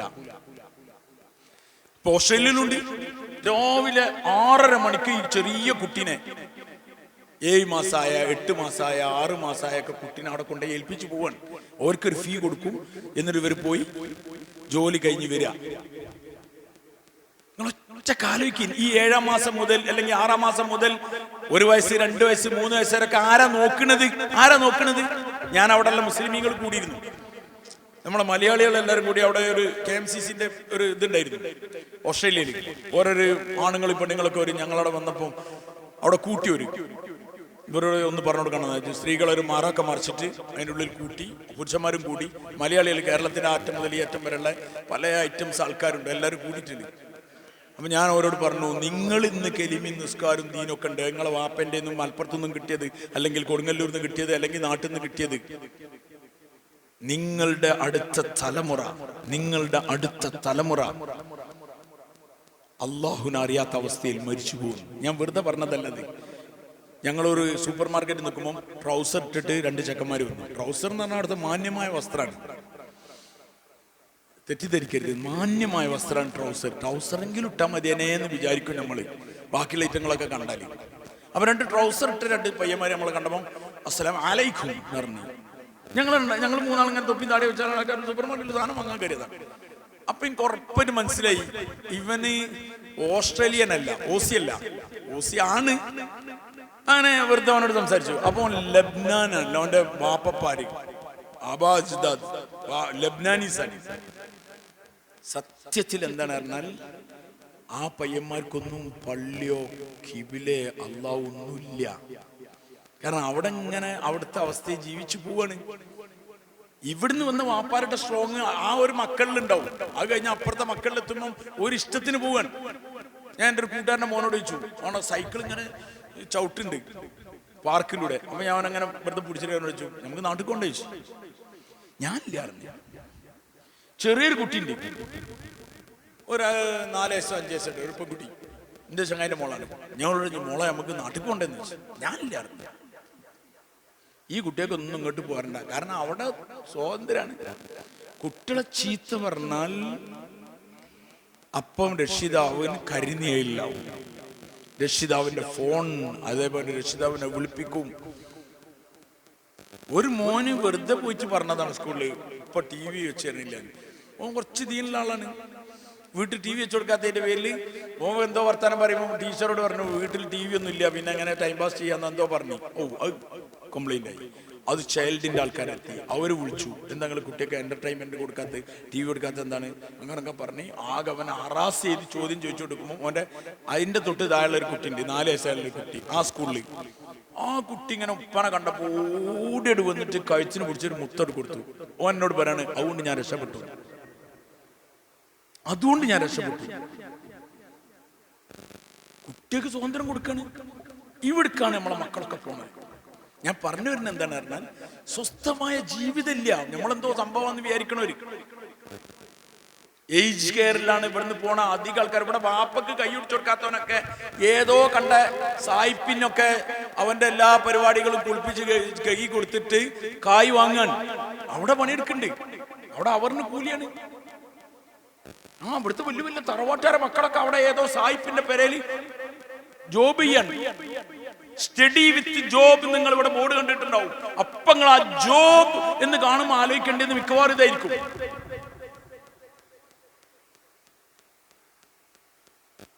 ഞാൻ ചൈൽഡ് കെയറിനെ പറ്റി ഒന്നുകൂടി വെറുതെ പഠിച്ചു നോക്കുമ്പോൾ മനസ്സിലായത് അതിലെന്താ ഉള്ളത് പറഞ്ഞാൽ, ഭർത്താവില്ലാതെ കുട്ടികളുണ്ടാവും. അപ്പൊ ഈ സ്ത്രീക്ക് ജോലിക്ക് പോകണം, ഭർത്താവും ആരും നോക്കാനില്ല, അതിനെ അവിടെ ഏൽപ്പിച്ചു കൊടുക്കണം. അങ്ങനത്തെ ഒരു ലോകം, അഴിഞ്ഞാട്ടത്തിന്റെ ലോകം. അവിടേക്കാണ് നമ്മളെ മക്കൾ ഇന്ന് ചേക്കറിനത്. കേരളത്തിലൊന്നും ആർക്കും നിൽക്കാൻ പൂതിയൊന്നുമില്ല. ഞാൻ ഇവിടുത്തെ വാപ്പാരോട് വരില്ല, നിങ്ങൾ ഏക്കറൊന്നും ഉണ്ടാക്കിയിട്ട് കാര്യമില്ല. ഇപ്പോഴത്തെ പയ്യന്മാർക്കൊന്നും ഏക്കറുകളൊന്നും ഒരുത്തനും വേണ്ട, ഒക്കെ വിടുകയാണ്. ചെലോ എന്തെങ്കിലും പരിപാടിയായിട്ട് പോവാ, അവിടെ പോയി സെറ്റിൽഡാകുക.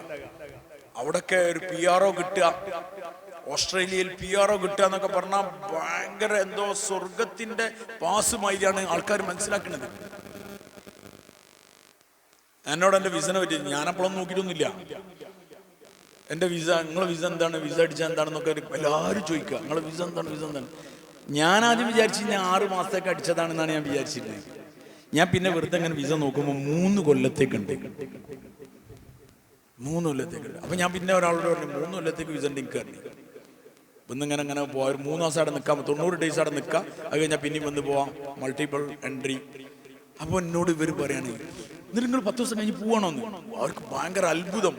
ഒരു 10 ദിവസം കഴിഞ്ഞിട്ട് ഞാൻ നാട്ടിലേക്ക് പോരാണ് പറഞ്ഞാൽ, ഒരു മലയാളി എത്തിപ്പെട്ടിട്ടേ എവിടെ, ഒരു ഓസ്ട്രേലിയ എത്തിപ്പെട്ടിട്ട് 10 ദിവസം കഴിഞ്ഞ് നിങ്ങൾ പോരാന്ന് പറഞ്ഞാൽ എന്തോ പാതകം ചെയ്ത മാതിരി. എന്നിട്ട് നമുക്ക് ഓരോ ഐഡിയാസ് പറഞ്ഞുതരാം അവിടെ നിൽക്കാനല്ലേ. ഞാൻ പറഞ്ഞു ചങ്ങായിമാരെ മുഴുവൻ തന്നാൽ എനിക്ക് വേണ്ടാന്ന്. അവിടെ ഉള്ള എല്ലാവരോടും ഞാൻ പറഞ്ഞു, 2-3 ആൾക്കാരെ നമ്മളെ ഫ്രണ്ട് എടുത്തിട്ടില്ല. ഞാൻ പറഞ്ഞു നിങ്ങൾ ദയവ് ചെയ്തെടുത്ത് സിറ്റിസൺഷിപ്പ് എടുക്കരുത്. നിങ്ങളെ ജീവിതം, നിങ്ങളെ തലമുറനെ നരകത്തേക്ക് വിടാനാണ് നിങ്ങൾ ഇവിടെ നിൽക്കുന്നത്. നമ്മളിന്ന് പാശ്ചാത്യ രാജ്യങ്ങളെ കാണാനും കൊതിക്കാനും ആഗ്രഹിക്കുമ്പം ഇതാണ് ഇതിന്റെ അവസ്ഥ. ഉമ്മനെ വാപ്പനെ നോക്കാൻ ആളില്ല. ഇവിടെ മക്കളില്ല. വിദ്യാഭ്യാസം കൊടുത്തിട്ട് എന്താ ഉള്ളത് നിങ്ങൾ ആലോചിക്കും. മക്കളൊക്കെ ഉള്ളത് ഓസ്ട്രേലിയ, പിന്നെ കാനഡയിൽ നിന്ന്. ഇവിടെ ഒതുക്കുന്നില്ല. അവൻ്റെ ഒരു കൂട്ടുകാരനുണ്ട് കാനഡയിലുണ്ടല്ലോ. ഞാൻ വേറെ ഒരു കൂട്ടുകാരനായിട്ട് കാറിൽ ഇങ്ങനെ പോകുമ്പോൾ ഒരു കോൾ വന്നു. അപ്പൊ അവൻ ഇങ്ങനെ സംസാരിച്ചുകൊണ്ടിരിക്കുന്നുണ്ട്. കുറെ നേരം ഇങ്ങനെ സംസാരിച്ചപ്പോൾ എനിക്ക് മനസ്സിലായി ഇവനാണ് അതെന്ന്. ഞാൻ ചോദിച്ചു അവനാണോന്ന് ചോദിച്ചു. കാനഡയിൽ നിന്നാണെന്നൊക്കെ പറഞ്ഞു. ഇപ്പൊ അവിടുത്തെ സമയമൊക്കെ പറയുന്നുണ്ട്. അപ്പൊ ഞാൻ പറഞ്ഞു ഓ അവനാണോ ചോദിച്ചു. ആന്ന് പറഞ്ഞു. അപ്പൊ ഈ അവനാണോന്ന് ഞാൻ ചോദിക്കണേ കേട്ടപ്പോ അത് ആരാണെന്ന് അവൻ ചോദിച്ചു. അപ്പൊ പറഞ്ഞു ഉസ്താദാണ് പറഞ്ഞു. അപ്പൊ എനിക്ക് തന്നു. അപ്പൊ എനിക്ക് കുറെ കാലമായിട്ടും വിളിച്ചിട്ടില്ല. അപ്പൊ ഇങ്ങനെ വർത്താനൊക്കെ പറഞ്ഞു. ഞാൻ എന്തൊക്കെ ഉണ്ടായിരുന്നു. ഇവിടെ ദിവസം നാട് പോലെ തന്നെയാണ്, ഇവിടെ റാഹത്ത് തന്നെയാണ്. ഇവിടെ ഇപ്പൊ ഇന്ന് രാവിലെ എണീച്ച് നോക്കുമ്പോ കോട്ടക്കലിലൂടെ നടക്കണ മൈരുണ്ട് പറഞ്ഞു. ഞാൻ ചിന്തിച്ചു.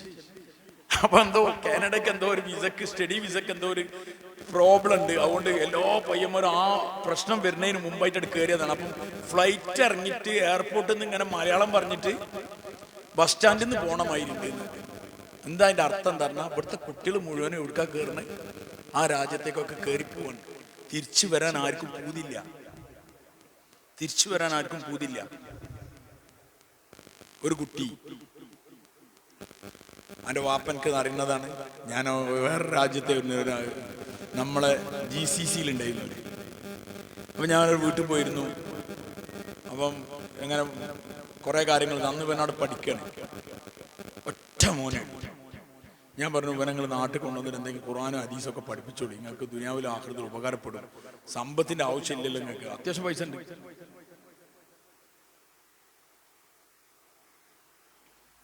പക്ഷേ ദുനിയാവല്ലേ, ഭാര്യയും സമ്മതിക്കണം. അയാൾക്ക് ചെറിയൊരു മൂടുണ്ട്. വൈഫും വൈഫിന്റെ കുടുംബക്കാരും, വൈഫ് സമ്മതിച്ചാലും വൈഫിന്റെ കുടുംബക്കാർ സമ്മതിക്കൂല, സ്വന്തം കുടുംബക്കാർ സമ്മതിക്കൂല. എല്ലാവർക്കും ബേജാറാണ്. ഖുർആൻ പഠിച്ചോ എന്തോ നഷ്ടപ്പെടുന്നതാണ് എല്ലാവരും ധരിക്കുന്നത്. എല്ലാവരും തെറ്റായ ധാരണയാണത്. അങ്ങനെ ഞാൻ സംസാരിച്ചായി അവനെ കഴിഞ്ഞു. പിന്നെ അവനൊരു കോഴ്സിന് കൊണ്ടുവന്ന് ചേർത്തു. ഒരു സീറ്റ് വാങ്ങി ഏകദേശം 1,10,00,000 രൂപ എടുത്തിട്ട് അവിടെ ഒരു കൊല്ലം 3 മാസം അവനവിടെ പോയി. അതിനിടെ റാഗിങ് വന്നു. അവൻ പേടിച്ചു. ഞാൻ അങ്ങോട്ട് പോകില്ല എന്ന് പറഞ്ഞു. ആ പൈസ അവിടെ പോയി. പിന്നെ അവനെ പിന്നെയും പഠിപ്പിച്ചു. അവൻ പറഞ്ഞത് അവൻ പഠിപ്പിച്ചു. അവൻ പഠിച്ചു കഴിഞ്ഞു. അവൻ പിന്നെ വേറെ രാജ്യത്തിന്റെ പേരൊക്കെ പറഞ്ഞാൽ നിങ്ങൾ ഇവിടെ അവനെ പൊക്കുന്ന് വിചാരിച്ചിട്ടാണ് പറയാത്തത്. ഒരു രാജ്യത്തേക്ക് പോയി. ഒറ്റ മോനേ ഉള്ളൂ. ഉമ്മയും വാപ്പിയൊക്കെ അവിടെ ഉണ്ട്. അവസാനം ഒരു ദിവസം എങ്ങനെ വരുന്നേ അവന്റെ വാപ്പ, ഞാൻ ആ രാജ്യത്തേക്ക് പോവാനായിരുന്നു എന്നോട്. ഞാൻ പറഞ്ഞു മാഷാ അല്ലാഹ്, മോന്റെ അടുത്തേക്ക് പോവായിരിക്കുമല്ലോ. ആരൊക്കെ ഉള്ള ചോദിച്ചാൽ വൈഫുണ്ട്, ഉമ്മ ഉണ്ട്, ഞങ്ങളൊക്കെ പോവാനായിരുന്നു. എന്ത് ചോദിച്ചു? ഒരു ആരോട് പറയാം, നിങ്ങളോട് മാത്രമേ പറയുള്ളൂ, വേറെ ആരോട് പറയില്ല. എന്ത് ചോദിച്ചു? ഓൻ അവിടുന്ന് ഒരു കുട്ടീനെ ഇഷ്ടപ്പെട്ടിട്ടുണ്ട്. അപ്പം അത് കല്യാണം കഴിപ്പിച്ചു കൊടുക്കണം പറയണ്ടേ. അങ്ങോട്ട് വരുന്നില്ല, അവിടെ പോയിട്ട് കഴിപ്പിച്ചു കൊടുക്കാണ്, ഞങ്ങൾ പോവാണ് പറഞ്ഞിട്ട് പോയി. ഒറ്റ മോനേ ഉള്ളൂ. മോൻ അവിടെ നിൽക്കുകയാണ്. ആ പെൺകുട്ടീൻ്റെ കൂട്ടത്തിൽ അവിടെ നിൽക്കാൻ തീരുമാനിച്ചു. ഇവൻ ഇവിടെ ഇങ്ങനെ ഉണ്ടായിരുന്നു. ഞാനിപ്പം ഒരു കുറഞ്ഞ സമയം കൂടി ഞാനൊരു ഉംറക്ക് പോയി. ആ ഉംറക്ക് പോണതിന്റെ തൊട്ട് മുമ്പുള്ള വെള്ളിയാഴ്ച പള്ളിയിലുണ്ട് ഇയാള്. അപ്പൊ ഞാനിങ്ങനെ മിമ്പർമെന്ന് അയാളെ കണ്ടിട്ടുണ്ട്. സംസാരം കഴിഞ്ഞു, അങ്ങനെ കണ്ടു. ഞാൻ അങ്ങനെ കൈ കൊടുത്ത് വർത്താനൊക്കെ പറഞ്ഞു.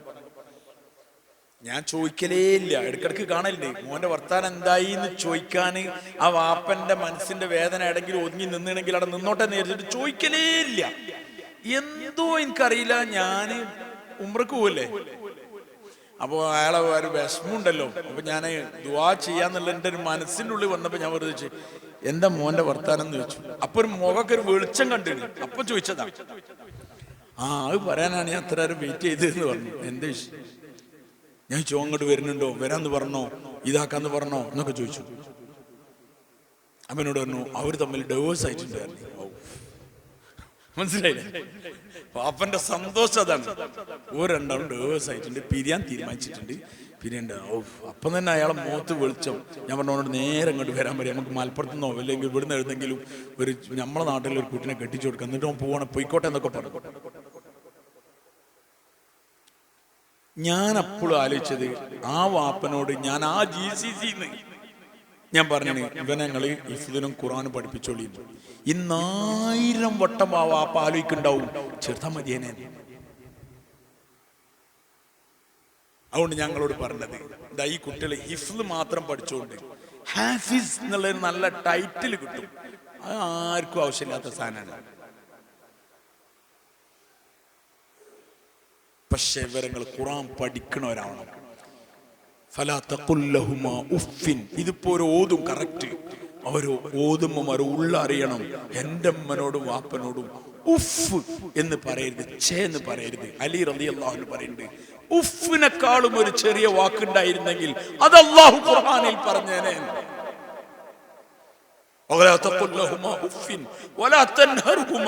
അവരങ്ങൾ വിരട്ടരുത്, അവരങ്ങൾ വിരട്ടരുത്, അവരെ വിരട്ടരുത് എന്ന് പറഞ്ഞപ്പോൾ ഞാൻ അതിന്റെ തഫ്സീർ നോക്കുമ്പം കണ്ണ് ഉരുട്ടിട്ട് നോക്കരുത് പറഞ്ഞിട്ടൊന്നുമില്ല. ചിലപ്പോ എന്തെങ്കിലുമൊക്കെ പറയുമ്പോ ഒരു നോട്ടുണ്ടാവൂല നമുക്ക്, അതുപോലും ചെയ്യരുത്. വലാ തൻഹർഹുമാ വഖുൽ ലഹുമാ ഖൗലൻ കരീമാ. മാന്യമായിട്ട് അമ്മനോടും വാപ്പനോടും സംസാരിക്കാൻ പാടുള്ളൂ. വഖ്ഫിദ് ലഹുമാ ജനാഹ ദുല്ലി മിനർ റഹ്മ. നിന്റെ കാരുണ്യത്തിന്റെ ചിറകിനെ നിന്റെ ഉമ്മക്കും വാപ്പക്കും നീ താഴ്ത്തി കൊടുക്കണം. വഖുൽ, എന്നിട്ട് നീ പറയും വേണം, റബ്ബിർഹംഹുമാ കമാ റബ്ബയാനി സഗീറ. ഒരു ദുആ വരെ മോന് പഠിപ്പിച്ചു കൊടുക്കാൻ, മോൾക്ക് പഠിപ്പിച്ചു കൊടുക്കാൻ, എന്താ നിന്റെ വാപ്പക്കും ഉമ്മക്കും ഇത് ദുആ ചെയ്യണം. എത്രയാണ് അല്ലാഹു ശ്രദ്ധിക്കണത്. ഇത് നമ്മളെ മക്കൾ പഠിച്ചിട്ടില്ലെങ്കിൽ എന്തൊക്കെ അവസ്ഥ. കുന്നുംപുറത്തുനിന്ന് വേങ്ങരന്ന് ഞാനിങ്ങനെ കുന്നുംപുറം വഴി കൊണ്ടോട്ടിക്ക് വരികയാണ്. അപ്പൊ ഒരു സ്ഥലത്ത് നിന്ന് എൻ്റെ വണ്ടിക്ക് ഒരാൾ കൈയടിച്ചു, ഒരൊറ്റപ്പെട്ട ഒരു വളവ് പോലത്തെ ഒരു സ്ഥലത്ത്. അപ്പം അദ്ദേഹത്തിനെ കണ്ടപ്പോൾ ഒരു ചെറിയ താടിയുണ്ട്, ഒരു സുന്നതായ പോലെയുള്ള ഒരാൾ, ഒരു ഉസ്താദ് പോലെ തോന്നി എനിക്ക്. ഞാൻ നിർത്തി, ഞാനും അയാൾ ഒറ്റയ്ക്കുള്ളൂ, വണ്ടി നിർത്തി കയറി. എന്നോട് ചോദിച്ചു നിങ്ങൾ എവിടെ നിന്ന് വെച്ചാൽ ഞാൻ മലപ്പുറത്ത് നിന്ന് പറഞ്ഞു, ഭയങ്കര ഒരാളെ കാണാൻ്റെ ഉണ്ട്, അതിലൂടെ അങ്ങനെ ഒന്ന് കൊണ്ടോട്ടി പോകണം, എൻ്റെ വീട് വാഴക്കാടാണെന്നൊക്കെ പറഞ്ഞു. അങ്ങനെ പറഞ്ഞ് ഇങ്ങനെ പോകും. നിങ്ങളെന്താണ് ഈ ആളില്ലാത്ത സ്ഥലം, അവിടെ പീടിയോ ഒന്നുമില്ല, നിങ്ങളെ വീട് വിടല്ല? എൻ്റെ വീട് വിടല്ല, എൻ്റെ വീട് കൊണ്ടോട്ടിക്കടത്തിന് മുമ്പ് ഒരു സ്ഥലം പറഞ്ഞു, തറയട്ടാലിൻ്റെ അവിടെ നിന്നാട്ട് ഉള്ളിലേക്ക് പോകാനുള്ളതാണെന്നൊക്കെ പറഞ്ഞു. ഓക്കെ, ഞാൻ ചോദിച്ചു എന്താ ഇവിടെ എന്ന് ചോദിച്ചു. അപ്പോൾ പറഞ്ഞു ഈ വളവിൻ്റെ അപ്പുറത്തെ സൈഡ് ഒരു മദ്രസ ഉണ്ട്, അവിടെ നിന്ന് കയറി ഞങ്ങോട്ട് നിൽക്കുകയാണെന്ന്. ഓ, ഞാൻ ചോദിച്ചു നിങ്ങൾ മദ്രസയിൽ ഉസ്താദ് ആയിക്കില്ലേ എന്ന് പറഞ്ഞു. അതേ ഉസ്താദാണ്. എന്നൊക്കെ ചോദിച്ചു എവിടെ പഠിച്ചിരുന്നു, എന്തേ പഠിച്ചിരുന്നൊക്കെ അങ്ങനെ ചോദിച്ചു പറഞ്ഞു. ഞാൻ ഒരു 10-18 കൊല്ലം കണ്ണൂര് ഉണ്ടായിരുന്നത്, അവിടെ മദ്രസയിലുണ്ടായിരുന്നത്. ഇപ്പം ഞാൻ ഇങ്ങോട്ട് നാട്ടിലേക്ക് വന്നാണ്. കഴിഞ്ഞൊരു കൊല്ലം പണിയൊന്നും ഇല്ലായിരുന്നു, ഈ കൊല്ലപ്പം ഞാൻ ഇവിടെ ഒരു മദ്രസ ഇങ്ങനെ ഏറ്റതാണ്. ഞാൻ ചോദിച്ചു എന്താ വിഷയം എന്താണ്, അവിടെ കണ്ണൂർ എന്തേ പറ്റിയതെന്ന് ചോദിച്ചു. ഞാൻ പറഞ്ഞു അല്ല, പിന്നെ ഉമ്മ ഉണ്ട്, ഉമ്മനെ വയസ്സായിട്ടുണ്ട്, ഉമ്മനെ നോക്കണം, അപ്പം ഉമ്മനെ നോക്കാൻ ആരുമില്ല. ഞാൻ ചോദിച്ചു നിങ്ങളൊരു മോനേ ഉള്ളൂ? ഞാൻ ഒരു മോനല്ല, എനിക്ക് ജ്യേഷ്ഠുണ്ട്, അയാൾ എന്തോ എഞ്ചിനീയറാണ് ഗവൺമെന്റിൽ, പിന്നെ 5 ഉണ്ട്, മോൻ മാഷാണ്, പിന്നെ ഞാനാണുള്ളത് എന്നൊക്കെ പറഞ്ഞു. അപ്പൊ നമ്മളെ നാട്ടിലെ സ്വഭാവം അനുസരിച്ച് 5ന്റെ പേരയിലല്ല ഉണ്ടാവേണ്ടത്. അപ്പൊ ഞാൻ ചോദിച്ചാൽ എന്താ 5ന്റെ പേര്, 5 ഇവിടെ ഇല്ലേ, ദൂരത്താണോ മാസ്റ്റർ ആയിട്ടുള്ളത്? ഇല്ല, ഓൻ നാട്ടിൽ തന്നെ ഉണ്ട്, ഓൻ ഇവിടെ ഉള്ളത് എന്നൊക്കെ പറഞ്ഞു. എന്നിട്ട് അദ്ദേഹം ഇങ്ങനെ മാക്സിമം അയാൾ ഇങ്ങനെ അടച്ചു വെച്ചിട്ടാണ് സംസാരിക്കുന്നത്. അപ്പൊ എനിക്കറിയാം ഇതൊരു അടവേടം ഉണ്ടെന്ന്. ഞാൻ വെറുതെ ഇങ്ങനെ കുത്തി നോക്കിയപ്പോ പിന്നെ അവസാനം അവിടെ പൊളിഞ്ഞാട് വീണു. അപ്പൊ അദ്ദേഹം എന്നോട് പറഞ്ഞു ഞാൻ ഇങ്ങനെ എൻ്റെ പെര പൊളിച്ചിരുന്നു നന്നാക്കാൻ വേണ്ടിയിട്ട്, പക്ഷേ സാമ്പത്തികമായിട്ടൊക്കെ കഴിഞ്ഞില്ല, അത് പൂർത്തിയാക്കാൻ പറ്റില്ല, ചെറിയ നെൽക്കോളത്തിലൊക്കെ ശരിയാക്കിന്, കുറച്ച് ഭാഗം ഇപ്പോൾ ടാർപ്പായ കെട്ടിയതാണ്, ഈ മഴ വരുന്നതിന് മുമ്പാക്കും ശരിയാക്കണം വിചാരിക്കേണ്ടത്, സാമ്പത്തികമായിട്ടും പ്രതിസന്ധിയിലാണ് എന്നൊക്കെ എന്നോട് ഇങ്ങനെ കുറേ കാര്യങ്ങൾ പറഞ്ഞപ്പോൾ അതിൻ്റെ കൂട്ടത്തിൽ പറഞ്ഞു ഉമ്മക്കിൻ്റെ ജ്യേഷ്ഠനും നല്ല പേരുണ്ട്, 5നും നല്ല പേരുണ്ട്, ഉമ്മക്ക് അവിടെ പോയാൽ മതി, പക്ഷെ ഉമ്മ അവിടേക്ക് പോവില്ല, ഉമ്മക്ക് ഏത് ചെറിയ പേരാണെങ്കിലും എൻ്റെ കൂടെ നിന്നാൽ മതി എന്നാണ് പറയുന്നത് എന്ന് പറഞ്ഞു. അപ്പൊ എനിക്ക് സാധനം മനസ്സിലായി. എന്നിട്ട് കുറെ കഴിഞ്ഞപ്പോൾ അദ്ദേഹം എന്നോട് പറഞ്ഞു ഞമ്മക്കല്ല ഇപ്പൊ ഖുർആനും ഹദീസും അറിയുള്ളൂ എന്ന്. ഇതാ ഞാൻ നേരത്തെ പറഞ്ഞത്, ഇത് വല്ലാഹി നമുക്ക് ബോധ്യപ്പെടുന്ന ഒരു ദിവസം വരാണ്ട്. ആ മക്കളുടെ കൂട്ടത്തിൽ ഏറ്റവും ബലഹീനനായ മോൻ അയാളാണ്. ഈ മദ്രസ പഠിപ്പിച്ചിട്ട് അയാൾക്ക് പറഞ്ഞ് പള്ളിയിലും നിൽക്കാൻ കഴിയില്ല, ഉമ്മനെ നോക്കണം, ഉമ്മനെ ബാത്റൂം കൊണ്ടുപോകണെ പിടിക്കാൻ ഒരാൾ വേണം, രാവിലത്തെ ആവശ്യമൊക്കെ പൂർത്തിയാക്കിയിട്ട് ആ മദ്രസയ്ക്ക് വരില്ല, അതുകൊണ്ടാണ് ഇവിടെ അടുത്ത് മദ്രസ എടുത്തത്. പിന്നെ ഇനിയിപ്പോൾ ഞാൻ ചെല്ലുമ്പോഴത്തേനും മതിയല്ലോ, ഭാര്യയുണ്ട്, മാഷാ അല്ലാഹ്, ഓളും ഒരു നല്ല കുടുംബത്തിലുള്ളതിനോട് നല്ല നോക്കുന്നുണ്ട്, നമുക്കിപ്പോൾ പൈസയും നല്ല ഭക്ഷണമൊന്നുമല്ല ആവശ്യം, നമുക്ക് സ്നേഹവും നല്ല നോട്ടുമാണ് ആവശ്യമുള്ളത്. എന്നിട്ട് അദ്ദേഹം പറഞ്ഞു എൻ്റെ ഏട്ടന്മാരും മോശക്കാരായിട്ടല്ല കേട്ടോ, ഒരു നല്ല ആൾക്കാർ തന്നെയാണ്, 5നും നല്ല ആൾക്കാർ തന്നെയാണ്, ഒരു മോശമൊന്നായിട്ടല്ല, പക്ഷെ നമ്മളാ നോട്ടത്തിന്റെ സുഖം കിട്ടാത്തതുകൊണ്ടാണ് കാരണം. നമ്മളെ നോട്ടത്തിന്റെ സുഗന്ധ ഇതിങ്ങനെ കുത്തും, ഇതിന്റെ സ്വർഗാണ്. നിബിധങ്ങളുടെ വാക്കെന്താണ്? മാതാവിന്റെ കാലിന്റെ അടിയിലാണ് സ്വർഗമുള്ളത്. വാപ്പനെ പറ്റി പറഞ്ഞു, പിതാവ് നിന്റെ സ്വർഗത്തിന്റെ കവാടാണ്, അതിനെ സൂക്ഷിക്കണം എന്ന് റസൂലുള്ളാഹി സ്വല്ലല്ലാഹു അലൈഹി വസല്ലം പറഞ്ഞില്ല, ഹദീസിന്റെ വാക്ക് ഇതാണ്, ഇഷ്ടമുണ്ടെങ്കിൽ സൂക്ഷിച്ചോ, അല്ലെങ്കിൽ പാഴാക്കിക്കോ, നിനക്ക് വേണമെങ്കിൽ മതി. പിതാവിന്റെ സ്വർഗത്തിന്റെ കവാടാണ്, കവാടല്ലാതെ ഒരു ബിൽഡിങ്ങിലേക്ക് കയറാൻ കഴിയില്ലെങ്കിൽ, അതുകൊണ്ട് വേണമെങ്കിൽ സൂക്ഷിച്ചോ. ഇത് ഈ മക്കളെ ഹൃദയത്തിന് കുത്തും, എൻ്റെ ഉമ്മ മരിച്ചിട്ട് വർഷങ്ങൾ കഴിഞ്ഞു. ഞാൻ കഴിഞ്ഞ വ്യാഴാഴ്ച വേങ്ങരയിലൊരു പരിപാടി ഉണ്ട്, പൂച്ചോലമ്മടെ നമ്മൾ ഫാറൂഖ് ഉസ്താദിന്റെ അവിടെ ഒരു പരിപാടി ഉണ്ട്. അവിടെ ഒരു കുട്ടി, ആ കുട്ടി ഇവിടെ ഉണ്ടോന്ന് എനിക്കറിയില്ല, ഒരു കുട്ടി ഒരു പാട്ട് പാടി, ഉമ്മനെ പറ്റിയ ഒരു പാട്ട് പാടി. ഞാനാണ് പള്ളിന്റെ മുകളിൽ ഇരിക്കുന്നുണ്ട്. എത്രയോ കാലായിട്ട് വർഷങ്ങളായി ഉമ്മ മരിച്ചു, 2018 മരിച്ചത്. അന്ന് ഇങ്ങനെ പോയിന്ന് വന്ന് അതൊക്കെ മുറിയൊക്കെ ഉണങ്ങിയിരുന്നു.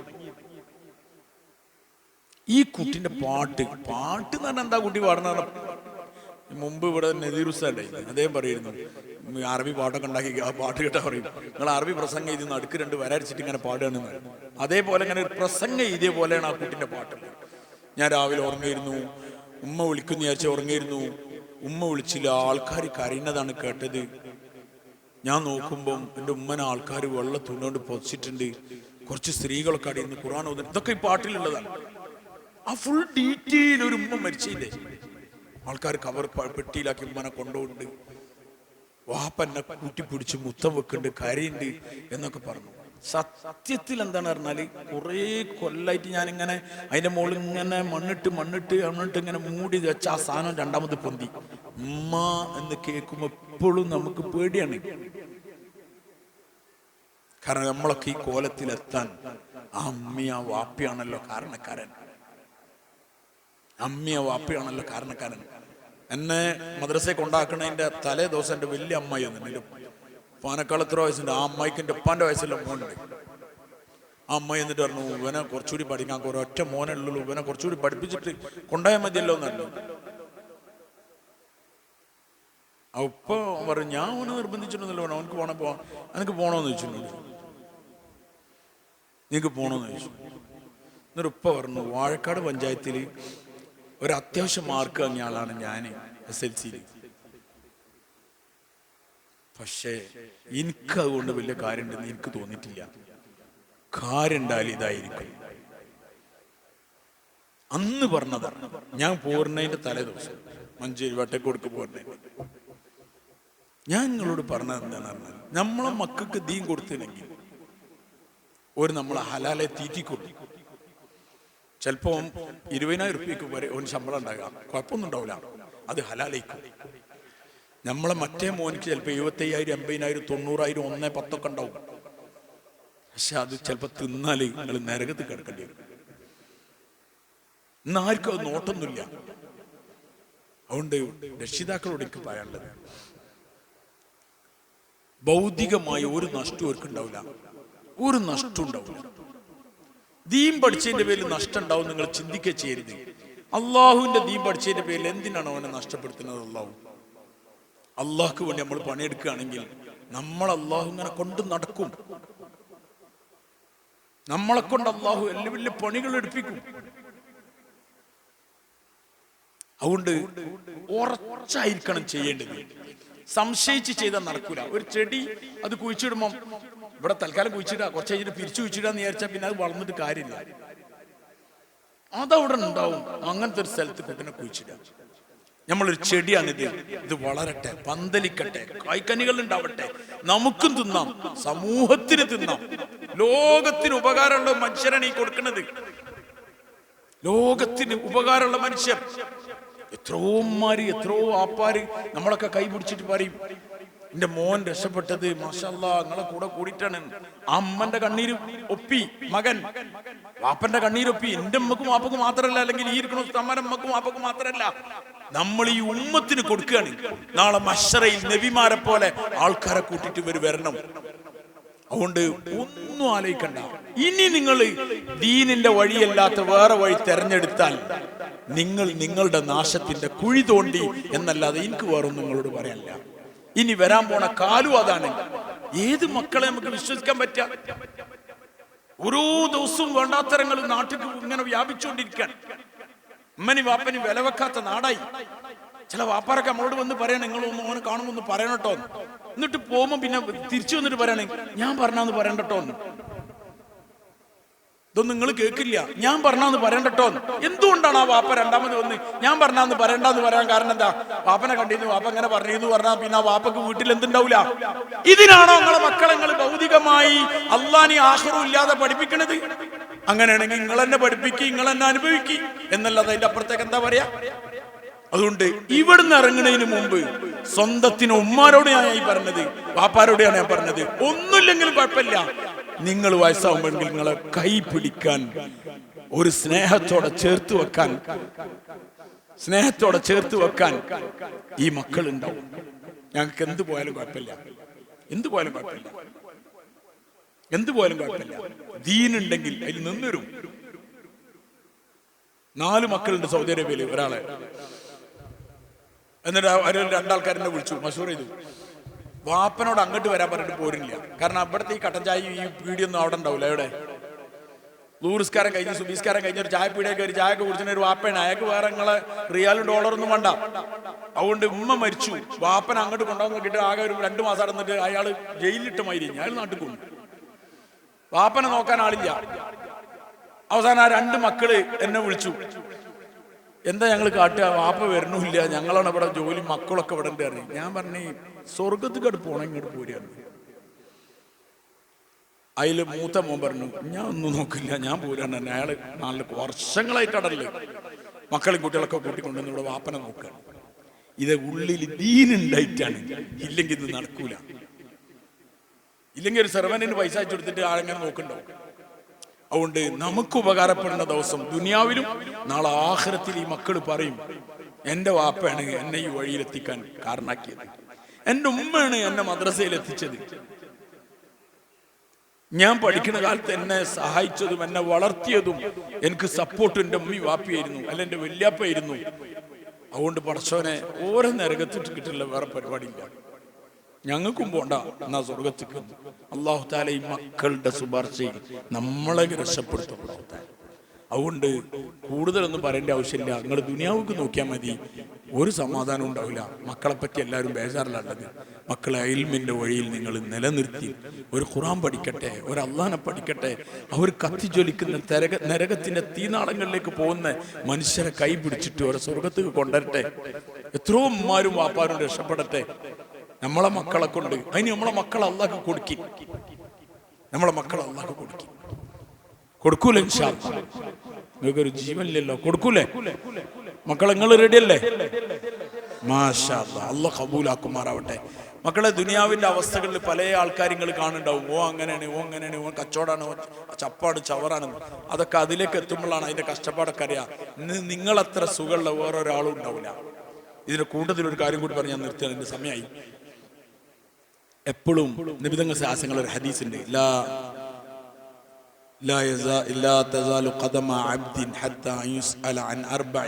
നാല് കാര്യങ്ങളെ പറ്റി ചോദിച്ചിട്ട് അതിന് ഉത്തരം പറയാതെ വെച്ച കാൽ അപ്പുറത്തേക്ക് നീക്കാൻ പറ്റൂല നാളെ മശ്ശറയിൽ എന്ന് റസൂലുള്ളാഹി ശാസനങ്ങൾ പറയുന്നുണ്ട്. അതിലൊന്ന് പറഞ്ഞത് ആയുസ് എങ്ങനെ ചെലവാക്കി. ഒരു ആയുസ് 50 കൊല്ലം 60 കൊല്ലം കിട്ടിന അതെങ്ങനെ ചെലവാക്കി. അടുത്ത ചോദ്യം എന്താ പറയുക നിങ്ങൾക്ക്? വാൻ ശബാബിഹി ഫീമാ അബ്ല, യുവത്വം എങ്ങനെ ചെലവാക്കി. ആയുസിലുള്ള സാധനമാണ് യുവത്വം. അതിനെപ്പറ്റി സ്പെഷ്യൽ ചോദിക്കുകയാണ്. കാരണം യുവത്വത്തിൽ ചെയ്യുന്ന അമലിന് അള്ളാഹുവിന്റെ അടുക്കൽ വലിയ പ്രതിഫലമുണ്ട്. വയസ്സായി വീടിലും പോകേണ്ട ആവശ്യമില്ല, പേരക്കാർക്കും ആവശ്യമില്ല. പിന്നെ എങ്ങനെ നോക്കും? ബാങ്കൊടുത്തോ ബാങ്കൊടുത്തോ എന്ന് ചോദിക്കും. കാരണം എന്താ ആകെ ഇപ്പൊ പള്ളിക്ക് പോകാനുള്ളൂ, ഒന്ന് പുറത്തിറങ്ങാനുള്ള വകുപ്പ് ഇപ്പൊ എന്താണ്? ബാങ്കൊടുക്കലാണ്. അപ്പം പോയി ചെയ്യുന്ന സുജൂദ്, ബുഢാപ്പെ की जवानी का एक सजदा बुढ़ापे की 70 सजदे से बेहतर है. യുവാവായിരിക്കുമ്പോൾ ചെയ്യുന്ന ഒരു സുജൂദ് അതല്ലാത്തപ്പം ചെയ്യുന്ന 70 സുജൂദിനേക്കാൾ ശ്രേഷ്ഠമായതാണ്. വയസ്സായിട്ട് ചെയ്യുന്ന 70 സുജൂദിനേക്കാൾ അള്ളാഹ്ക്ക് ഇഷ്ടം യുവത്വത്തിൽ ചെയ്യുന്ന സുജൂദാണ്. ഈ ഹദീസ് എപ്പോഴും നമ്മൾ ഇങ്ങനെ പറയും കേൾക്കുകയൊക്കെ ചെയ്യേണ്ടി വരുമ്പം എനിക്ക് ആകെ സമാധാനം ഉണ്ടാവൽ എന്താണ് പറഞ്ഞാൽ, ഒരു ആയുസിന്റെ ഈ യുവത്വത്തിന്റെ നല്ലൊരു ശതമാനം ഈ മതിൽക്കെട്ടിന്റെ ഉള്ളിലുണ്ടായിരുന്നു. ഈ മതിൽക്കെട്ടിന്റെ ഉള്ളിലുള്ള 15, 16, 17, 18 അപ്പോഴാണല്ലോ എല്ലാ തെണ്ണിപ്പും കച്ചറയും കുലുമാലും ഒക്കെ ഉള്ളത്. അപ്പൊക്കെ നമ്മൾ ഇതിന്റെ ഉള്ളിലാണ്. നാളെ അള്ളാഹിനോടും പറയല്ലോ, നിസ്കാരം അല്ലാഹ് അയച്ചില്ല, സുന്നത്ത് മുമ്പുള്ള കിട്ടിയിട്ടുണ്ട്, കുരുത്തക്കേടുകൾ ചെയ്തിട്ടില്ലല്ലോ. ഇന്നത്തെ കാലത്ത് ഈ മക്കൾ എന്തൊക്കെ ചെയ്തിട്ടുണ്ടാവോ ഈ പ്രായത്തിൽ. ഇവർ ഈ വെള്ള വസ്ത്രം കെട്ടിട്ട് ഈ ഉസ്താദുമാരെ അണ്ടറിൽ ആ പള്ളിയിൽ ഇങ്ങനെ നിൽക്കണോണ്ട് മാഷാ അല്ലാഹ് ഇവരെത്രയോ തിന്മകളിൽ നിന്ന് രക്ഷപ്പെട്ടു. ഇനി ഒരു 5, 6, 7 കൊല്ലം ഇവർ പഠിക്കുമ്പോഴേക്കും ഇവർ വീണ്ടും തിന്മകളിൽ നിന്ന് രക്ഷപ്പെടും. തിന്മന്റെ മാഹോൽ ഈ മക്കൾ രക്ഷപ്പെട്ടാൽ ഇത് മതിയാവൂല ഈ മക്കളുടെ ആഖിറത്തിന്. വേറെന്താ ഉണ്ടാകുക? അതുകൊണ്ട് നിങ്ങളോട് കാര്യമായിട്ട് പറയാണ്, മക്കളെ നല്ല ഇൽമിന്റെ വഴിയിൽ ഖുർആനും ഹദീസും പഠിക്കുന്ന വഴിയിൽ മക്കളെ നിങ്ങൾ കൊണ്ടുപോയി ചേർക്കിൻ. അതിന് എന്ത് സംഭവമാണെങ്കിലും അത് നിങ്ങൾ ചെയ്തു കൊടുത്തേക്കിൻ. ചെലവഴിക്കാൻ പറ്റുന്ന ഏറ്റവും നല്ല സമ്പത്ത് ഖുർആനും ഹദീസും പഠിക്കാൻ വേണ്ടിയിട്ടുള്ളതാണ്. അത് നമ്മളെ മക്കൾക്കും കൂടി ആണെങ്കിൽ പിന്നെ പറയും വേണ്ട. അതുകൊണ്ട് ഈ കാര്യത്തിൽ നമ്മളെല്ലാവരും നമ്മളെ മക്കളൊക്കെ പടച്ച നല്ല ഹാഫിളും നല്ല ആലിമും നല്ല ദാഴിയും നല്ല മുത്തഖീങ്ങളാക്കി തെരുമാറാവട്ടെ. ഖൈറിൻ്റെ എല്ലാ വഴികളും പടച്ച നമുക്ക് എല്ലാവർക്കും തുറന്നു തെരുമാറാവട്ടെ. വാഖിറു ദുആഇ അൽഹംദുലില്ലാഹി റബ്ബിൽ ആലമീൻ. അസ്സലാമു അലൈക്കും. അൽഹംദുലില്ലാഹി റബ്ബിൽ ആലമീൻ. അല്ലാഹുമ്മ സ്വല്ലി അലാ മുഹമ്മദിൻ വഅലാ ആലി മുഹമ്മദിൻ വബാരിക് വസല്ലിം അലൈഹി. ربنا ظلمنا أنفسنا وإن لم تغفر لنا وترحمنا لنكونن من الخاسرين اللهم مغفرتك أوسع من ذنوبنا ورحمتك أرجى عندنا من أعمالنا اللهم اكفنا بحلالك عن حرامك وأغننا بفضلك عمن سواك اللهم لا سهل إلا ما جعلته سهلا وأنت تجعل الحزن سهلا إذا شئت يا أرحم الراحمين يا أكرم الأكرمين ويا غياث المستغيثين ويا مجيب دعوة المضطرين فاستجب دعانا يا إله العالمين يا أرحم الراحمين اللهم إنك أنت الغفور الرحيم فاغفر لنا يا غافر المذنبين اللهم إنا نستغفرك ونتوب إليك اللهم إنا نتوب إليك توبة نصوحة فتب علينا توبتنا يا تواب يا كريم يا رحيم കരുണ അല്ലാഹുവേ കൃപയുള്ള പടച്ചവനെ ഔദാര്യവാനായ റബ്ബായ അല്ലാഹുവേ ഞങ്ങളുടെ എല്ലാ പാവങ്ങളും നീ പുറത്തു തരണേ പടച്ചവൻ ഞങ്ങളോട് കരുണ കാണിക്കണേ പടച്ചവൻ ഖൈറിൻ്റെ എല്ലാ വഴികളും ഞങ്ങളിലേക്ക് നീ തുറന്നു തരണേ പടച്ചവൻ നിന്റെ ഇഷ്ടത്തിൻ്റെ നിന്റെ പൊരുത്തത്തിൻ്റെ തഖ്വയുടെ വഴികളിലേക്ക് നീ ഞങ്ങളെ വലിച്ചു ചേർക്കണേ പടച്ചവൻ ഞങ്ങളെ ഇല്ലായ്മയിൽ നിന്നുണ്ടാക്കി ഈ ദിവസം വരെ കൊണ്ടെത്തിച്ചവൻ നീയാണ് പടച്ചവൻ ഞങ്ങൾക്ക് ആവശ്യമുള്ളത് മുഴുവൻ തന്നത് നീയാണല്ലോ പടച്ചവൻ ഞങ്ങൾക്ക് കണ്ണും കയ്യും കാലും മൂക്കും ചെവിയും ആന്തരികവും ബാഹ്യവുമായ മുഴുവൻ അവയവങ്ങളും തരികയും അതിനെ സഹി സലാമത്തോടു കൂടി നിലനിർത്തുകയും ചെയ്തത് നീയാണല്ലോ പടച്ചവൻ അല്ലാഹുവേ നീ തന്ന എല്ലാ നിയമത്തുകളും ആസ്വദിച്ച് നിന്നോട് എതിര് ചെയ്തവരാണ് പടച്ചവൻ ഞങ്ങൾ ചെയ്ത പാപങ്ങൾക്ക് കയ്യും കണക്കുമില്ല പടച്ചവൻ ഞങ്ങളെ കുട്ടിക്കാലം പടച്ചവനെ അന്ന് മുതലേ തിന്മകളിലാണ് ഞങ്ങളെ വിവാഹത്തിന് മുമ്പ് ശേഷം ഞങ്ങളെ യുവത്വം ആരോഗ്യമുള്ള സമയങ്ങൾ സമ്പത്തുള്ള സമയം ഒക്കെ ഞങ്ങൾ തിന്മകളിലായി എത്രയോ തിന്മകൾക്ക് വേണ്ടി യാത്ര ചെയ്തു തിന്മകൾക്ക് വേണ്ടി സമ്പത്ത് ചെലവാക്കി ആരും കാണൂല എന്ന് വിചാരിച്ച് രാത്രിയുടെ ഇരുളുകൾ തിന്മകൾ ചെയ്തപ്പോഴും ഞങ്ങളെ ഹൃദയങ്ങളെ മിടിപ്പിച്ചവൻ നീ ആയിരുന്നല്ലോ പടച്ചവനെ അല്ലാഹുവേ പുറത്തു തരണേ അല്ലാ ഞങ്ങൾക്ക് പൊറുക്കാതെ നീ ഞങ്ങളെ വിടല്ലേ പടച്ചവനെ അല്ലാഹുവേ ഞങ്ങളെ മക്കളെ നീ ഞങ്ങൾക്ക് മക്കളെ തന്നു എത്രയോ ആൾ മക്കളില്ലാത്തവരുണ്ടല്ലോ പടച്ചവനെ ഞങ്ങളെ മക്കളെ നീ ഖുർആൻ പഠിക്കുന്ന അവസ്ഥയിൽ കൊണ്ടെത്തിച്ചല്ലോ അല്ലാഹുവേ ഞങ്ങൾ അതിനൊന്നും അർഹരായിരുന്നില്ല നിന്റെ ഔദാര്യത്തിൻ്റെ നോട്ടവും കരുണയും കൊണ്ട് ഞങ്ങളെ മക്കൾ നിന്റെ കലാമ് പഠിച്ചല്ലോ പടച്ചവനെ യാ അല്ലാഹ് ഈ മക്കൾ ഇനി ഈ ഉമ്മത്തിന് ഉപകാരപ്പെടുന്ന അവസ്ഥയിൽ ഞങ്ങൾക്ക് ഉപകാരപ്പെടുന്ന അവസ്ഥയിൽ ഇവരെ ഉഖ്റവിയായ ഹാഫിളീങ്ങളും ആലിമീങ്ങളും ദായികളും മുത്തഖീങ്ങളും നീ ആക്കണേ പടച്ചവനെ മക്കളെ കൊണ്ട് നീ ഞങ്ങളെ പരീക്ഷിക്കരുതേ പടച്ചവനെ മക്കളെ കൊണ്ട് ഞങ്ങളെ നീ പരീക്ഷിക്കരുതേ പടച്ചവനെ യാ അല്ലാഹ് ഞങ്ങളെ മാതാപിതാക്കൾ പടച്ചവനെ ജീവിച്ചിരിക്കുന്നവർക്ക് ദീർഘായുസ്സും ആഫിയത്തും തഖ്വയും നൽകണേ പടച്ചവനെ മരിച്ചുപോയ ഞങ്ങളെ ഉമ്മ ഞങ്ങളെ വാപ്പ ഞങ്ങളെ വല്യാപ്പാർ വല്യമ്മമാർ പടച്ചവനെ അവരുടെ മാതാപിതാക്കൾ പടച്ചവനെ ഞങ്ങളെ ഉമ്മൻ്റെ കുടുംബക്കാർ ഞങ്ങളെ അപ്പാൻ്റെ കുടുംബക്കാർ ഞങ്ങളെ ഭാര്യൻ്റെ കുടുംബക്കാർ ഞങ്ങളെ ഭർത്താവിൻ്റെ കുടുംബക്കാർ ഞങ്ങളെ ഉസ്താദുമാർ ഞങ്ങളെ സ്നേഹിച്ചവർ പടച്ചവനെ ഒരുപാട് ആളുകൾ അവരൊക്കെ ഇന്ന് ഖബറുകളിലാണല്ലോ പടച്ചവനെ ജീവിച്ചിരുന്ന കാലത്ത് അവർ ഞങ്ങൾക്കൊക്കെ വേണ്ടി ഓടി നടന്നവരാണ് പടച്ചവനെ അവർക്ക് നീ ഖൈറ് നൽകണേ പടച്ചവനെ യാ അല്ലാഹ് അവരെ ഖബറുകളെ നീ ആനന്ദപൂർണ്ണമാക്കണേ പടച്ചവനെ സന്തോഷം നൽകണേ പടച്ചവനെ യാ അല്ലാഹ് ഇബ്രാഹിം ഹാജിക്കും അദ്ദേഹത്തിൻ്റെ കുടുംബത്തിനും നീ പുറത്തു കൊടുക്കണേ പഠിച്ചു അവരെ മാതാപിതാക്കളുടെ സഹോദരന്മാരുണ്ട് പലരും മരിച്ചുപോയി ജീവിച്ചിരിക്കുന്നവരെല്ലാവർക്കും നീ ഖൈറും നന്മയും ചെയ്യണേ പഠിച്ചു യാ അല്ലാഹ് ഇബ്രാഹിം ഹാജിൻ്റെയും അവരെ മരിച്ചുപോയ എല്ലാവരുടെയും ഖബറുകളെ നീ സ്വർഗത്തോപ്പാക്കണേ പഠിച്ചു യാ അല്ലാഹ് ജീവിതത്തിൽ കിട്ടിയ സമ്പത്ത് കൊണ്ട് സ്വന്തം ഇച്ഛകൾ പൂർത്തിയാക്കി എത്രയോ മനുഷ്യർ ജീവിക്കുന്നുണ്ട് പക്ഷെ ആഖിറത്തിനെ ലക്ഷ്യമാക്കി മദ്രസ സ്ഥാപിച്ചു അതിൽ ഉലമാക്കൾ ഉണ്ടായി ലോകത്തിൻ്റെ നാനാഭാഗത്തും പടച്ചവനെ നിന്നെക്കുറിച്ച് പറഞ്ഞു നടക്കുന്ന ആലിമീങ്ങൾ പടച്ചവനെ ആ മാന്യദേഹത്തിൻ്റെയും അദ്ദേഹത്തിൻ്റെ മാതാപിതാക്കളുടെയും മരണപ്പെട്ടുപോയ സഹോദരങ്ങളുടെയൊക്കെ ഖബറുകളിലേക്ക് ആ നന്മകളെ മുഴുവനും നീ എത്തിക്കണേ പടച്ചവനെ അല്ലാഹുവേ എന്തെങ്കിലും കാരണത്തിൻ്റെ പേരിൽ മനുഷ്യ സഹജമായി വന്നുപോയ തിന്മകളുടെ പേരിൽ ശിക്ഷിക്കപ്പെടുന്നുണ്ടെങ്കിൽ ഇന്നത്തെ ദിവസം കൊണ്ടെങ്കിലും നീ പുറത്തു കൊടുക്കണേ പടച്ചു ഖൈറിൻ്റെ നന്മകളുടെ വഴികൾ തുറക്കണേ പടച്ചു അവരുടെ മക്കളും അവരുടെ ഭാര്യമാർക്കും അവരുടെ സഹോദരന്മാരുടെ മക്കൾക്കും കുടുംബങ്ങൾക്കൊക്കെ നീ പുറത്തു കൊടുക്കണേ പടച്ചു ഈ സ്ഥാപനത്തെ നീ കബൂലാക്കണേ അല്ല നീ വളർത്തണേ പടച്ചവനെ ഉയരത്തിലെത്തിക്കണേ പടച്ചു ഇവിടെ പഠിക്കുന്ന മുഴുവൻ മക്കളെയും ഉമ്മത്തിൻ്റെ ഈമാനിയായ ദാഹം തീർക്കുന്ന ഉഖ്റവിയായ ഹാഫിദീങ്ങളും ആലിമീങ്ങളും ദാഴികളുമാക്കി നീ കബൂലാക്കണേ പടച്ചോനെ. ഉസ്താദ്മാരെല്ലാവരെയും നീ സ്വീകരിക്കണേ പടച്ചോനെ. ഒരുപാട് മദ്രസകളിലെ കുട്ടികളും അവിടുത്തെ ഉത്തരവാദികളും ഉസ്താദുമാരൊക്കെ വന്നിട്ടുണ്ട്. അവർക്കൊക്കെ നീ ഖൈറ് നൽകണേ പടച്ചോനെ. ആ മദ്രസകൾക്കൊക്കെ സമ്പത്ത് കൊണ്ടും ശരീരം കൊണ്ടും കഴിവുകൊണ്ടും ഏതെല്ലാം കോലത്തിൽ ആരെല്ലാം സഹായിക്കുന്നുണ്ടോ പടച്ചോൻ, അവർക്കൊക്കെ നീ ഖൈറും നന്മയും ദുനിയാവിലും ആഖിറത്തിലും നൽകണേ പടച്ചോനെ. അതിന് നന്മ ചെയ്ത് മരിച്ചുപോയ കുറേ മനുഷ്യരുണ്ടല്ലോ പടച്ചോനെ. യാ അല്ലാഹ്, സമുദ്രങ്ങളിലേക്ക് നദികൾ ഒഴുകുന്നത് പോലെ അവരിലേക്ക് നീ നന്മകളെ ഒഴുക്കണേ പടച്ചോനെ. ആ സ്ഥാപനങ്ങളെല്ലാം ആഫിയത്തോടെ റാഹത്തോടെ നീ നിലനിർത്തണേ പടച്ചോനെ. ഉയരങ്ങളിൽ നിന്ന് ഉയരങ്ങളിലേക്ക് നീ വളർത്തണേ പടച്ചോനെ. ഇവരൊക്കെ ഹാഫിളാവാൻ വേണ്ടി അധ്വാനിച്ച് പരിശ്രമിച്ച അവരുടെ ഉസ്താദുമാർ പടച്ചോനെ, അതിന് സഹായികൾ മുത്താശയും ചെയ്തവർ അവരൊക്കെ നീ കബൂലാക്കണേ അല്ല. ഞങ്ങളെ ഈ കൂടലിനെ നീ കബൂലാക്കണേ അല്ല. ഈ രക്ഷിതാക്കൾക്ക് ദുനിയാവിലും ആഖിറത്തിലും ഉപകാരമുള്ള മക്കളെ നീ ആക്കണേ പടച്ചവനെ. ഞങ്ങൾക്കെല്ലാവർക്കും ജന്നത്തുൽ ഫിർദൗസിൽ നീ ഇടം തരണേ പടച്ചവനെ. പുന്നാര നിബിതങ്ങ സാഹസങ്ങളെയും ഉമ്മഹത്തുൽ മുഅ്മിനീങ്ങളെയും കൂട്ടത്തിൽ ഞങ്ങളെയും ഞങ്ങളെ മക്കളെയും തലമുറകളെയും നീ ചേർക്കണേ പടച്ചവനെ. ഞങ്ങളുടെ ദുആ നീ കബൂലാക്കണേ അല്ല. രോഗം കൊണ്ട് കടം കൊണ്ടൊക്കെ ബുദ്ധിമുട്ടുന്നവരുടെ വിഷമങ്ങളൊക്കെ നീ മാറ്റണേ പടച്ചവനെ. ഞങ്ങളെല്ലാവരുടെയും ദുആകളെ നീ കബൂലാക്കണേ പടച്ചവനെ. ربنا آتنا في الدنيا حسنة وفي الآخرة حسنة وقنا عذاب النار رب ارحمهما كما ربياني صغيرا صلى الله تعالى وسلم على خير خلقه سيدنا محمد وعلى آله وصحبه أجمعين سبحان ربك رب العزة عما يصفون سلام على المرسلين والحمد لله سبحان الله بحمده سبحانك اللهم